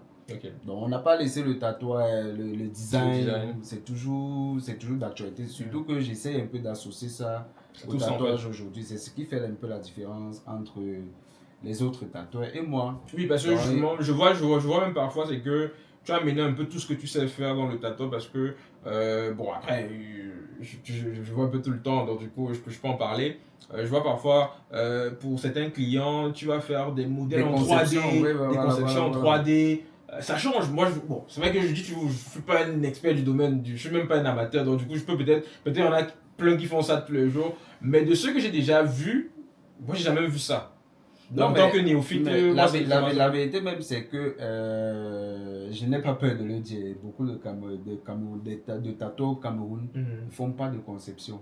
Okay. À la limite, c'est des collages. Parce que pour moi, du moins quand un client vient souscrire pour une conception, pour moi, c'est qu'il sait exactement à quel niveau X éléments sera placé, le pourquoi et la signification. Okay. Bon, tu vas aller voir d'autres tatoueurs, ils vont te dire qu'ils font de la conception parce qu'ils ont pris 2-3 images sur Pinterest et un peu assemblé la pape. Mais c'est pas ça, c'est du collage. Comme mais toi, la conception va un peu plus loin que ça. Parce que moi, quand tu souscris une conception, je te remets un document qui parle de ton tatouage. Parce qu'en réalité, c'est une œuvre d'art que je te vends en réalité. C'est pas juste un tatouage. Donc, c'est ça. En sachant bien sûr que comme tu disais, en fait, c'est vraiment tout ce que tu sais faire aujourd'hui, que tu as accumulé pendant, que ce soit tes années académiques, tes années professionnelles, dans tes, comment je dirais ça, dans ton apprentissage en autodidacte dans différents domaines artistiques toujours. C'est tout ça que tu mélanges un peu aujourd'hui dans le tatouage et qui fait maintenant ta force concrètement.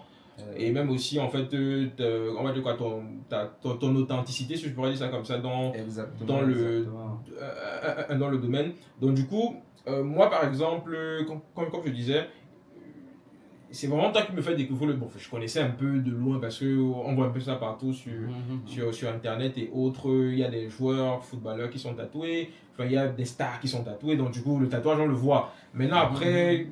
Quand de l'appréhension, le fait d'aller un peu rechercher sur ok d'accord, c'est quoi exactement l'univers du tatouage, moi j'avais jamais fait cette démarche là, c'est vraiment toi qui m'amène, c'est pour ça que même au départ quand tu me parles du projet, pour moi je suis vraiment, je me dis bon, de toute façon, toi je te connais, je sais que toi tu pourrais aller faire n'importe quoi, ça va marcher, donc du coup c'est plus en toi que l'univers en lui-même, moi je suis vraiment, je maîtrise vraiment pas, donc du coup quand j'entre vraiment au travers de ce que tu proposes, tes posts, on va dire ta communication et autres, je me dis, ah ok d'accord, c'est beaucoup plus que juste le tatouage parce qu'il y a parfois au Cameroun, dans les métiers un peu artistiques, que ce soit des chanteurs, bon les acteurs peut-être pas, mais parfois on va résumer ça soit à de la délinquance, soit à des pratiques, soit généralement à des déviances. Donc du coup, ça n'a pas bonne presse en fait, ça n'a pas bonne image au Cameroun. Et toi, sachant que, et je sais pas que tu n'as pas précisé ça, mais tu viens d'une famille très croyante. Bon, tu vas nous expliquer.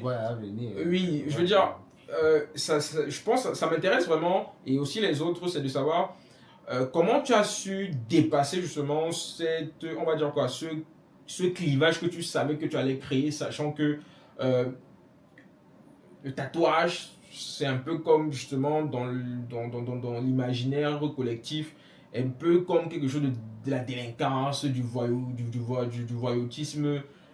Et venir dire à tes parents aujourd'hui, enfin à cette période-là, que moi je veux me lancer dans le tatouage. Et je veux dire comment tu as procédé et comment aujourd'hui tu en as fait justement ce que c'est aujourd'hui. Je ne leur ai pas dit que je vais me lancer dans le tatouage. J'ai confiance. J'ai imposé. Donc imposé en étant déjà tatoué moi-même comme un malade.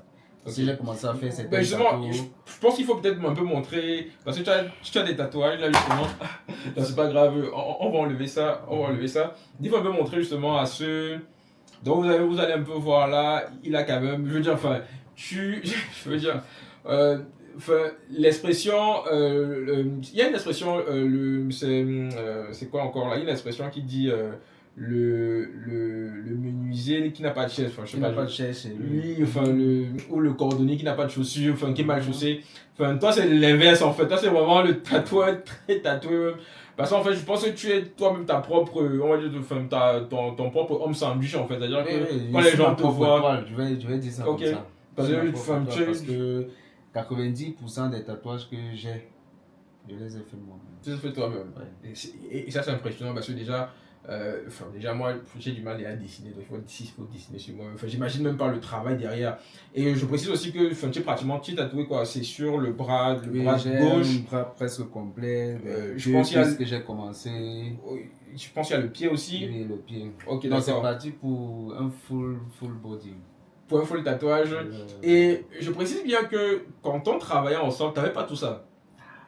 Je veux dire, si on te voit. Ouais, clairement. si on te voit quand tu es dans l'entreprise et on te voit aujourd'hui, c'est clairement deux personnes. Mais je sens que tu as vraiment trouvé ton truc en fait. Non, j'ai pas encore trouvé mon truc. Enfin, quand je dis ton truc, c'est pour dire que je sens que il y a une certaine liberté en fait, il y a une certaine. Moi, je vais être honnête, parce qu'il y a Oui, beaucoup vas-y. d'artistes qui se mentent. Oui, là. oui. Je suis dans le tatouage actuellement Ok. parce que c'est ce qui paye mes factures. Il ne faut pas qu'on se mente. Ok. Le rêve ultime a toujours été le même. Et je dis toujours ça à mes Clients, collaborateurs, tatoueurs, même Mm. que moi, à un moment donné, je vais vous laisser avec ça. Ok. J'entre même dans le tatouage, en majorité, j'ai beaucoup d'amis quand même. Hein. Grâce à un ami et un frère même, Jordan Belaki au Canada, avec Ok. qui tu étais à l'université catholique, on avait à parler. Ah oui, ok, d'accord. Donc c'est lui qui me dit que, mais avec tout ton talent en dessin là, vas-y, lance-toi dans le tatouage, tu viens nous faire de beaux tatouages là tranquillement et tout. Donc c'est parti de là. Mais de base, je savais que j'allais me tatouer, mais pas que j'allais tatouer les gens. Ok. Je tatoue aujourd'hui, je mets l'énergie que je peux mettre là-dedans. Mais il ne faut pas aussi que je Tu te montes à toi-même en fait. Je ne suis pas encore arrivé là où il faut que j'aille. En fait, pour toi, en fait, un peu comme tout ce que tu as fait. Ok, d'accord. C'est un peu comme une quête secondaire, c'est ça? Oui. Tu considères que c'est une quête secondaire? Oui. Bon, parce que tu connais, on avait appelé rêve ultime. Ouais, je sais. Tant que je n'ai même pas encore obtenu un stage là-bas, pour moi, c'est pas encore ça. Ok, d'accord. Donc, si je comprends bien, mais en fait, mais ça n'empêche pas ce que je dis, hein. Parce que justement, j'étais pas en train de dire forcément que le tatouage c'est la place en fait. Je dirais plutôt juste que dans ton organisation en fait, on va dire quoi, dans ton déploiement, j'ai vraiment l'impression que tu es beaucoup plus, comment je dirais ça, tu es beaucoup plus, je vais dire, libre. Je sais pas comment je pourrais dire ça. Même si tu n'es pas encore à ta place, mais j'ai vraiment l'impression que c'est clair qu'aujourd'hui, parce que moi je vais prendre la liberté là, à 360 c'est ça, effectivement. Dans la vie, je suis libre, je fais ce que je veux, artistiquement. C'est ça, justement, c'est ça. C'est pour ça que j'ai parfois des difficultés avec certains clients. Moi, ce que j'aime par-dessus tout, c'est des clients qui viennent, qui me disent, je ne sais pas ce que je veux faire, mais qui me donnent les idées maintenant, je conçois. Tu conçois. Pour eux. Moi, j'aime cette liberté dans toute son entièreté. Exactement. Et le tatouage m'offre ça aujourd'hui. Encore, bon, parfois je ne suis pas libre parce qu'il y a des clients qui te saturent. Comme là, tu m'as dit que tout à l'heure, tu as. Lesquels déjà lorsqu'on fait ça? Je pense qu'il il est. Là, il est 1h, il est 1h51. Et tu m'as dit que tout à l'heure, tu dois tatouer à 7h, c'est ça? Oui, à 7h. À 7h. Dans 6h. Donc, je vois bien que et actuellement, tu as Yaoundé, mais toi, tu restes à Douala. Et tu es venu là justement parce que tu as des clients qui ont booké, qui t'ont booké depuis. C'est depuis quand? C'est depuis. C'est depuis jeudi, c'est ça? Oui, jeudi. C'est depuis jeudi et tu rentres lundi, tu m'as dit. Non, mardi. Lundi, c'est la dernière journée. Ok, donc tu rentres. Enfin, je vais dire la dernière journée, c'est lundi en fait. On rentre demain.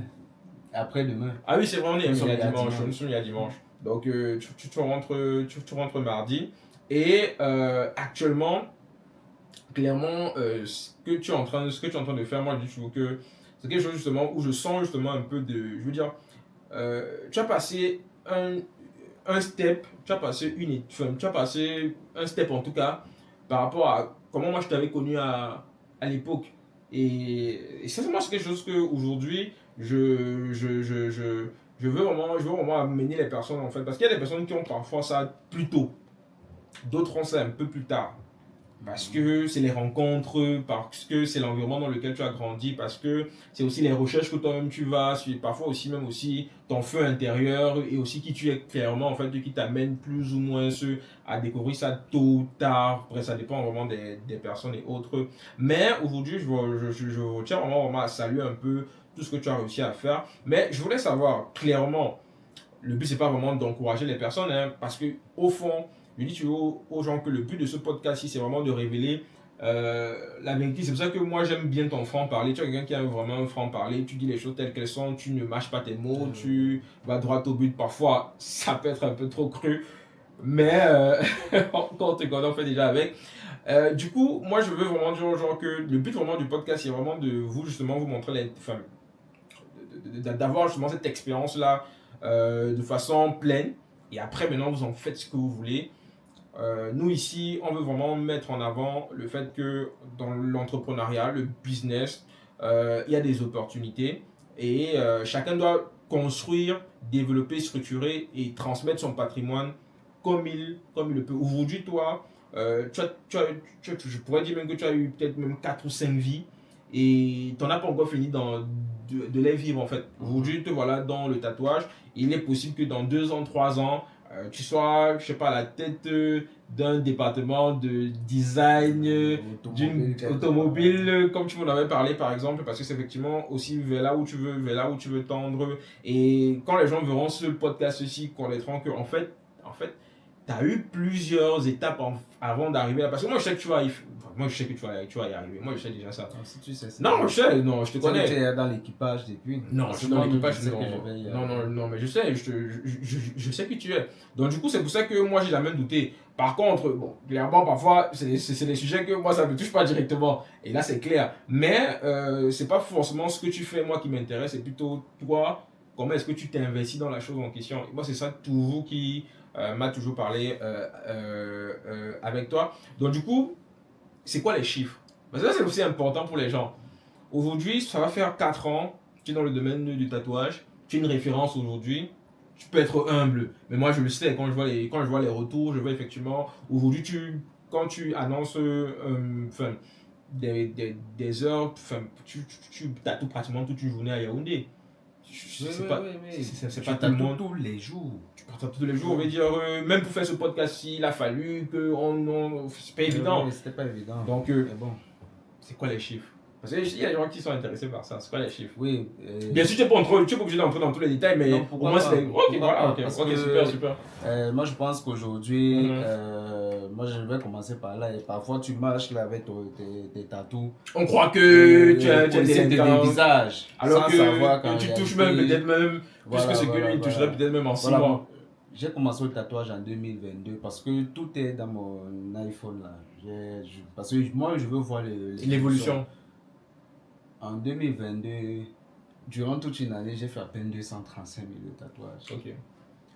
2023, c'était pas trop ça. Bon, il faut aussi avouer que entre gérer les tatous et l'école aussi, parce que je suivais encore le cursus à la Libre Academy en design produit. Design produit, ok. Donc voilà. Donc entre 2022 et aujourd'hui, il y a un ravin. L'année dernière, je vais un peu choquer. J'avais fait 18 millions en tatou. Wow. Et 18 millions en tatou, je viens d'arriver dans le game. Il y a beaucoup de tatoueurs qui ne l'ont pas encore fait et qui ne le feront peut-être jamais. Pourquoi? Parce que ils sont restés dans les codes archaïques du métier. Nous, on vient maintenant insuffler une nouvelle énergie. On essaie de tirer ce qu'on peut tirer. Et puis voilà. Et les gens sont... Je sais qu'il y a beaucoup de tatoueurs là qui sont choqués. Bon, ceux qui ne sont pas dans le domaine qui vont dire que bon, toi tu nous sors des chiffres. Tu vois les chiffres fallacieux. Mais c'est ça. Ok, non, je veux dire, de toute façon, moi je. J'ai des tatouages qui fait 1 million, un tatouage. Oui, tu m'en avais déjà parlé. Sachant bien sûr que, en fait, c'est aussi que tu as aussi, comment je dirais ça, tu as un univers, tu as aussi, en fait, un personal branding, en fait. C'est ça que généralement, je n'aime même pas trop me qualifier de tatoueur, c'est un artiste. J'ai dit ça dès le départ. Donc, il y a les tatoueurs, il y a l'artiste. Moi. Big Tattoo, en fait, c'est au-delà même d'être un artiste, en fait, c'est que c'est une de tes personnalités, en fait, en tant qu'artiste. Ça veut dire que c'est pour ça que tu t'es d'ailleurs défini comme Bisso d'abord au départ, en fait. C'est-à-dire qu'aujourd'hui, Big Tattoo, en fait, on dirait que c'est une de tes personnalités. Lorsque tu une filiale. Une filiale, en fait, de filiale tout ce que ton art, en fait, te permet de faire. Mais tu ne t'y limites pas. Par contre, tu insuffles justement dans Big Tattoo, en fait, tout ce que tu sais déjà, en fait, du fait qu'aujourd'hui, quand les gens arrivent, comme j'ai dit, comme tu disais tantôt, en fait, tu fais pas juste euh, du, du calqué, en fait. C'est-à-dire, tu construis un univers de la personne. La personne peut venir te dire, ok, d'accord, moi je veux je veux un dessin sur ma peau et tu écoutes. C'est quoi le processus même d'abord, en fait? C'est quoi? Tu écoutes la personne, Obligé. tu écoutes la personne, qu'est-ce qu'elle C'est ce que veut, j'appelle qu'est-ce souvent qu'elle aime. la consultation. Ça, c'est Ok. la consultation. La consultation, tu viens, tu me dis, bon, Bings, j'ai envie de faire un tatouage qui va parler de ma profession Ok. et tout, et de mes aspirations. Ok. Donc, ok, on en discute. Je te Ok. pose 2-3 questions spécifiques là, que dans ta profession, qu'est-ce que tu fais? Je rentre maintenant dans ta profession, trouver les éléments graphiques qui peuvent être impactants dans la conception. Et symbolique aussi. Symbolique dans la conception de ton motif. Donc, on commence toujours par une consultation et puis vient donc maintenant la phase créative qui n'est pas toujours rendez-vous, comme je l'ai dit un peu plus haut. Donc, généralement, je peux prendre une semaine. Parce qu'il faudrait qu'au final, quand je te présente l'œuvre, ça doit être un waouh. Bah, c'est vraiment ça, en fait, c'est que c'est une œuvre, en fait. C'est un peu comme si, là où quand tu apprenais justement à peindre sur des tableaux, ou tu peins sur des personnes, en fait. C'est pour ça que j'ai dit que toutes ces compétences que j'ai accumulées durant ces années, je les ramène dans l'univers du tatouage. L'univers du tatouage. Ok, d'accord. Non, mais c'est vraiment magnifique. 18 millions en une année. Je trouve que c'est petit. Non, je sais, parce que tu peux faire beaucoup plus. Oui, cette année, cette année, on va exploser parce que nous sommes quoi, au 5e mois là. 5e mois. Tu veux donner un chiffre. Enfin, tu penses qu'on va te serrer les coups pour 18 millions? Non, les gens ont faim, man. Là, je 18 millions, c'est rien pour toi, attention. Non, je veux dire que non, de toute façon, aujourd'hui, si. De toute façon, tu as commencé à 18 millions. Finis fois avec. Du coup, cette année, on va dire qu'on est cette année aussi, on ne peut pas. Toi, tu projettes combien par exemple? Toi, tu projettes combien? Le double, non? Le double, ok. Parce qu'en 2023, j'ai fait 8. Ok. En 2024. Ouais, non, en 2024, j'ai fait 8. 2025, j'ai doublé avec une marge. Donc cette année. Ok, non, vraiment, non, félicitations parce que moi j'ai vu comment tu as commencé. Enfin, j'étais même là parmi justement les premiers investisseurs. Honnêtement, je suis vraiment content pour toi. Et ça prouve justement à tous ceux justement qui, que vous soyez peut-être au Cameroun, diaspora et autres, vous avez parfois des questions à poser dans le sens, est-ce qu'il y a vraiment des opportunités? Est-ce qu'il y a vraiment des possibilités au Cameroun? Là, vous avez la preuve. Il n'est pas le seul. Avant ça, j'ai justement interviewé des chefs d'entreprise. L'un a justement repris l'entreprise familiale qui existait depuis des années. L'autre a monté lui-même son propre empire. Moi-même aussi, j'ai mes propres entreprises ici. Et on va continuer comme ça justement de rencontrer des personnes qui font au Cameroun. Il y a par exemple...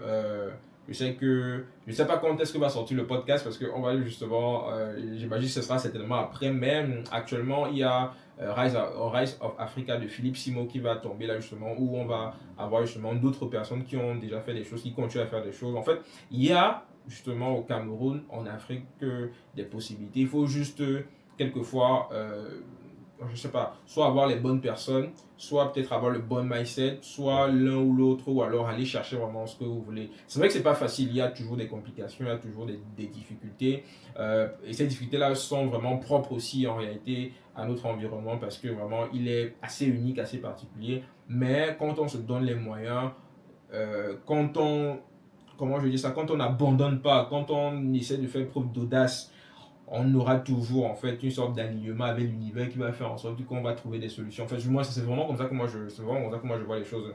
Et là aujourd'hui, Pierre, tu es dans une démarche où ton entreprise en tout cas, il évolue. tu es en train de continuer en tout cas en fait à faire en fait beaucoup plus de chiffres. J'imagine que certainement tes projets aussi sont en train de se concrétiser beaucoup plus. Qu'est-ce que tu voudrais comment je dis ça?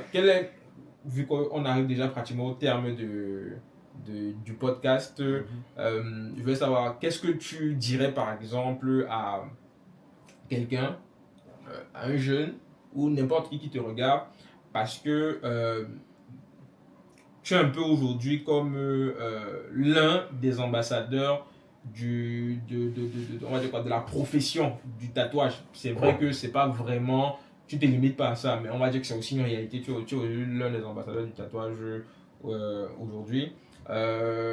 Qu'est-ce que tu pourrais par exemple dire à l'ensemble des personnes qui te regardent concernant en fait ton univers, et aussi des conseils que tu pourrais par exemple leur donner aujourd'hui? Ceux-là peut-être qui ont une mauvaise image de ce secteur-là, et peut-être pensent que tous ceux qui sont là-bas... Parce que moi je sais que tu vas me dire, mais je veux dire, moi je sais que tu ne fumes pas, tu bois très peu, mais je sais qu'il y a toujours cette image-là de que les tatoueurs, ce sont les drogués, ce sont les bagandos, ce sont les délinquants.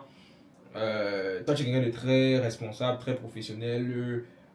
Mais parfois, quand on voit un peu les tatouages sur le corps, ça veut dire naturellement, l'idée change, même parfois inconsciemment. Toi, en tant qu'ambassadeur, en tant que professionnel du domaine, qu'est-ce que tu pourrais peut-être dire à ceux qui nous regardent aujourd'hui par rapport à cet univers-là? Et aussi, quel concept tu pourrais peut-être donner à quelqu'un qui peut-être voudrait faire ce métier-là, ou peut-être pas forcément ce métier-là, mais de façon générale, qui peut-être veut se lancer dans l'entrepreneuriat. Parce que tu es entrepreneur aujourd'hui. Au-delà d'être un artiste, tu es un entrepreneur. C'est ça. Quand tu parles des chiffres, c'est les chiffres que ferait une PME aujourd'hui. Il y a des PME qui ne font même pas ce chiffre-là. Et toi, tu le fais tout seul. Donc, du coup, quel conseil tu pourrais donner, par exemple? Bon, je vais commencer déjà par la vision du tatouage au Cameroun. Parce que je suis tatoueur, j'ai des médecins dans ma clientèle. Ok. J'ai des militaires dans ma clientèle. J'ai des architectes, j'ai pratiquement tous les corps dans la clientèle. Mais ce que je veux faire comprendre aux gens aujourd'hui, c'est que c'est pas parce que tu es tatoué, que ça change la personne que tu es. Le tatouage, c'est juste c'est une décoration. Ok. Bon, ça c'est pour ceux qui prennent le tatouage au premier degré. Parce que pour moi, ça va au-delà. Ça va au-delà. Parce que chaque tatouage parle. Chaque tatouage a une certaine âme. On ne se tatoue pas pour le plaisir. Et je pense que c'est bien à cause de ça que l'image du tatouage est un peu réduite aujourd'hui. Parce qu'on s'est dit, bon, j'ai vu telle personne se tatouer, tu vas aussi aller te tatouer sans réellement savoir. Et on associe ça à la délinquance. Et on sait aussi que tu as fait un tour en prison, tu vas ressortir tatoué. Donc on s'est dit que dès qu'on te voit avec les tatouages, on se dit que tu as un casier de ouf. Pourtant, c'est pas toujours ça. C'est pas toujours ça. Maintenant, pour celui qui souhaite entrer dans le tatouage, moi je dis toujours, il faut être créatif.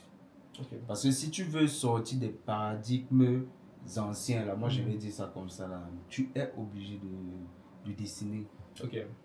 Et d'entrer dans la conception. Parce que aujourd'hui, tu arrives chez un artiste tatoueur qui n'est pas capable de te parler d'un tatouage, de te conseiller même. Je ne sais pas ce que tu fous là-bas. Parce que là, il est clairement dirigé par l'envie du gain. Mais moi, même avec les clients, oui, le tatouage, il va coûter combien? Non, c'est pas l'argent le plus important. C'est clair qu'on a besoin d'argent, mais c'est pas le plus important. Discutons d'abord du travail. Et que je te montre la charge émotionnelle même déjà du motif que tu souhaites te faire tatouer. Et qu'ils te disent à quel point il est mieux qu'il soit tatoué ici, sous telle forme, dans tel style ou tel autre style. Beaucoup de tatoueurs ne le font pas. Et c'est pour ça qu'aujourd'hui, il n'y a pas une véritable démarche artistique dans ce domaine-là. Moi, c'est ce que je souhaiterais. Au départ, celui qui veut vraiment se tatouer, qui ne regarde pas forcément l'argent, on a annoncé les chiffres tout à l'heure. Il y a un jeune qui va voir, ça va dire que mais 18 millions, autant mieux arrêter l'école, mon frère fréquente. Va à l'école.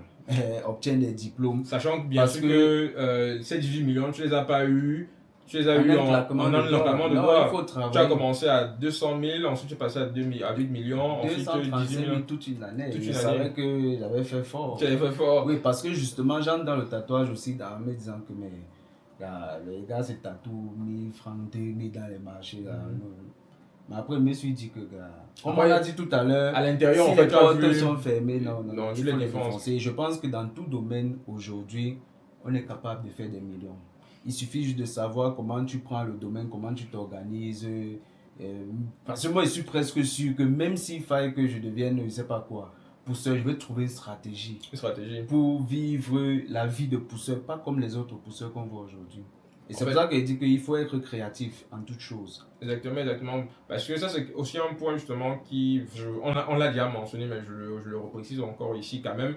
C'est vrai qu'on est à la fin, mais bon, c'est quand même important. C'est qu'en fait, dans ta démarche à toi, bon, je dis ça parce que moi, quand même, je l'ai vu aussi, on l'a apprécié, c'est que, en fait, tu n'étais pas forcément dans la démarche de tout de suite de gagner de l'argent. Mais c'était plus dans la démarche de d'abord comprendre ce que tu fais et de le faire de la meilleure des façons possibles. Ça, c'est que parlant même d'argent, moi, je dis ça à mes collègues aujourd'hui.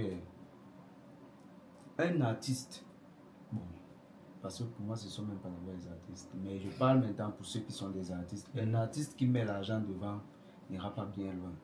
Là, c'est que tu as besoin de vivre. J'ai un collègue tatoueur qui est du côté à ici, Pépé, et on a la même vision pratiquement. Là, c'est que tu as besoin de vivre.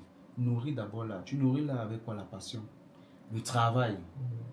Et les fréquences, comme je dis toujours, l'univers va t'envoyer les clients qui te méritent. Moi, j'ai commencé dans l'univers du tatouage, je profitais du tatouage sans même tatouer les gens. Parce que justement, je suis venu avec cette démarche-là de conception. Au début, je concevais les tatouages pour les clients, mais je n'avais pas encore la maîtrise du médium. Oui, donc je te conçois ton tatouage, tu prends, tu peux te faire tatouer et tu payes, moyennant finance. Parce que la conception chez moi, c'est un peu évolué. Je faisais à 10 000, après on est monté à 30 000, aujourd'hui c'est 50 000. Et demain, je sais que quand je vais considérer que j'ai une certaine place, parce que moi j'entre encore dans le domaine, mais je ne pense pas que je vais faire 20 ans là, mais j'entre encore dans le domaine. Quand je saurai que j'aurai une certaine place, même pour me booker ce sera compliqué. Par exemple, j'ai mon bras complet à faire, j'ai discuté du bras complet chez mon artiste en 2022. Sa disponibilité c'était pour 2027, donc l'année prochaine. Donc c'est ce à quoi moi je vois les futurs artistes tatoueurs de demain aspirer. Pas venir là, chercher à avoir le pain quotidien, non. Aller au-delà, savoir que bon, parce que tu es artiste tatoueur, tu peux t'asseoir à la table d'un architecte. C'est pas parce qu'il a des gros projets, gagne des millions. Oui, toi aussi tatoueur, tu peux aussi gagner des millions. Donc ça discute maintenant entre artistes. On se limite plus seulement au domaine. Ok. Et je pense justement que ça va un peu dans tous les domaines, au-delà même de l'art en fait. Même dans l'entrepreneuriat aussi, c'est vraiment de dire que si tu fais vraiment de l'entrepreneuriat, si tu recherches vraiment, on va dire quoi, à structurer ta vie, ton avenir en fait, parce que tu cherches de l'argent, c'est que tu as vraiment raté en fait la base. Tu as vraiment raté la base parce que le plus important, c'est juste vraiment de te dire où est-ce que je suis en train d'aller et de quoi est-ce que j'ai besoin. Tu as besoin de la passion, tu as besoin du travail. Soit l'un, soit l'autre, ou mieux les deux.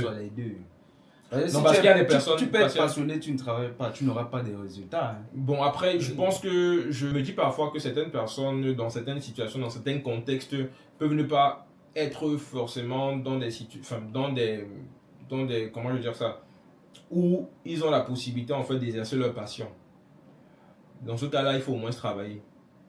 Et jusqu'à ce que tu puisses justement aller vers ta passion. Bon, là, moi, je parlais plus de... Non, je sais, je revenais maintenant à quelque chose de plus global. Je revenais à quelque chose de plus global. Je pense que tu as été clair justement dans le domaine artistique. Je pense que le domaine artistique, bon, je ne sais pas, bon, je ne suis pas un artiste, donc du coup, je ne peux pas vraiment savoir, mais je me dis que cette émission doit avoir des cas comme ce que je viens de décrire ici. Mais je comprends ce que tu dis, parce que dans le domaine artistique, c'est clair que, bon, généralement tu es livré à toi-même, donc vraiment si tu n'as pas la passion pour ça c'est compliqué, donc forcément on doit toujours avoir passion et travail. Mais moi je parlais vraiment de quelque chose de plus général, parce qu'il y a parfois des salariés qui sont dans des entreprises où elles ne sont pas forcément aussi passionnées que ça dans ce qu'elles font, mais étant donné que c'est peut-être une étape pour atteindre leurs rêves, tu comprends?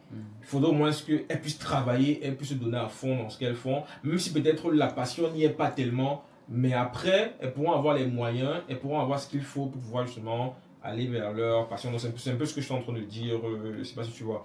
Donc, et c'est vraiment un peu c'est vraiment quelque chose qui est vraiment assez important.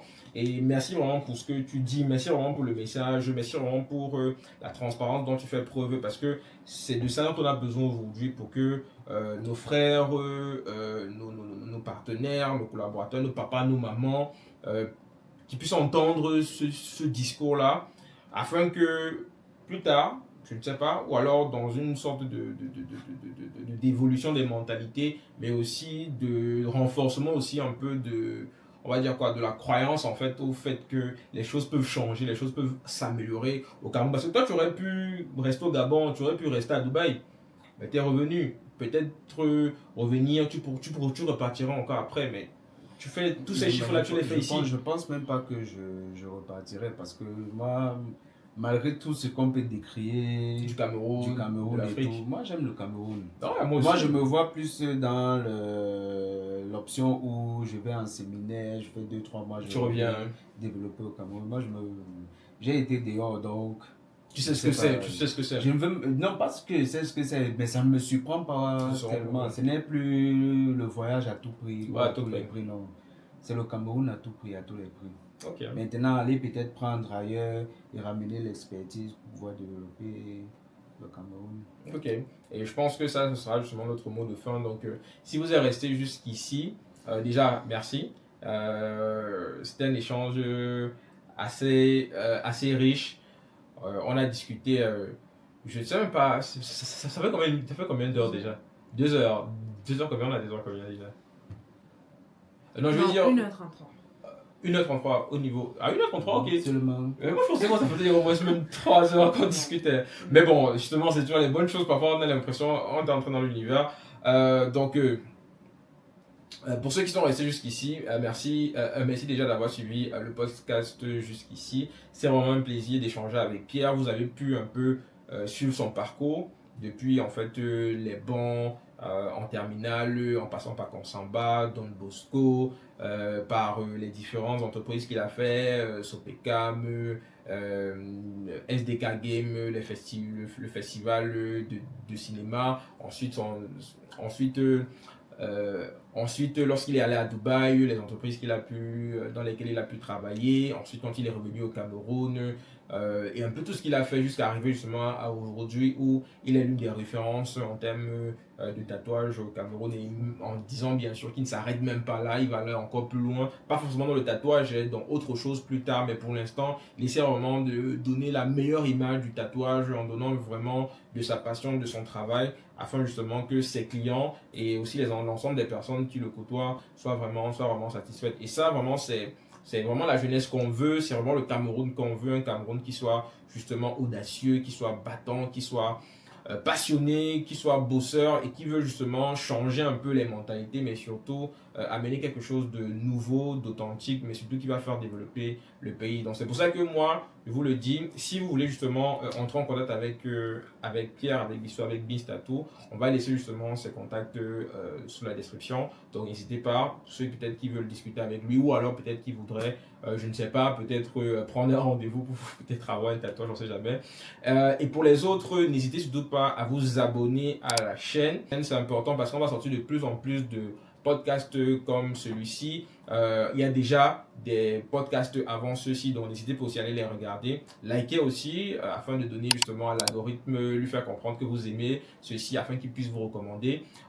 Cliquez aussi sur la cloche de notification, c'est important parce que parfois quand on poste, il est possible que vous ne receviez pas directement l'alerte, donc cliquez dessus afin justement de pouvoir recevoir cela. Partagez aussi si vous estimez que justement c'est un podcast qui peut être utile à d'autres personnes autour de vous, c'est aussi important. Et n'hésitez pas à nous laisser aussi un commentaire. Jusqu'à présent, on n'a toujours pas de nom de podcast. Ça aussi, c'est un point que je précise. On n'a toujours pas de nom de podcast. Donc, si vous avez des idées de nom de podcast, n'hésitez pas à laisser un commentaire. Et à la toute fin, je pense que on a terminé. Donc, on se prend pour un autre podcast. Au revoir. Tu as terminé le podcast déjà, félicitations. C'est beaucoup d'investissement. On essaie vraiment d'avoir le maximum de personnes différents métiers, que ce soit artistique, que ce soit entrepreneurial et même encore plus loin. On va essayer d'inviter le maximum de personnes. Donc, si toi-même, tu as des personnes en tête avec qui tu voudrais par exemple nous voir discuter ou me voir discuter, n'hésite surtout pas à t'abonner à la chaîne. Alors, si tu ne me connais pas, je l'ai certainement dit dans le podcast, je suis Viril et sur cette chaîne-ci, je te parle vraiment de business, d'investissement et de gestion de patrimoine. Ça fait depuis 2019 qu'avec mes partenaires, on le fait. On accompagne des personnes, que ce soit au Cameroun ou alors à travers la diaspora africaine. Donc, si c'est quelque chose qui t'intéresse vraiment, n'hésite surtout pas, comme je l'ai dit, à t'abonner à la chaîne, à liker, à partager, à commenter aussi afin que l'algorithme nous recommande au maximum de personnes. Il y a aussi un petit cadeau qu'on t'a laissé dans la description, tu vas voir. Il y a un quiz pour évaluer quel est ton profil patrimonial. Ça veut dire concrètement, tu es qui, tu vas pouvoir le suivre et à la fin, tu vas recevoir un mail avec une analyse complète de ta personnalité, une analyse complète de ton profil gratuitement. Donc, n'hésite pas, vas-y et on se retrouve pour une prochaine vidéo. Allez.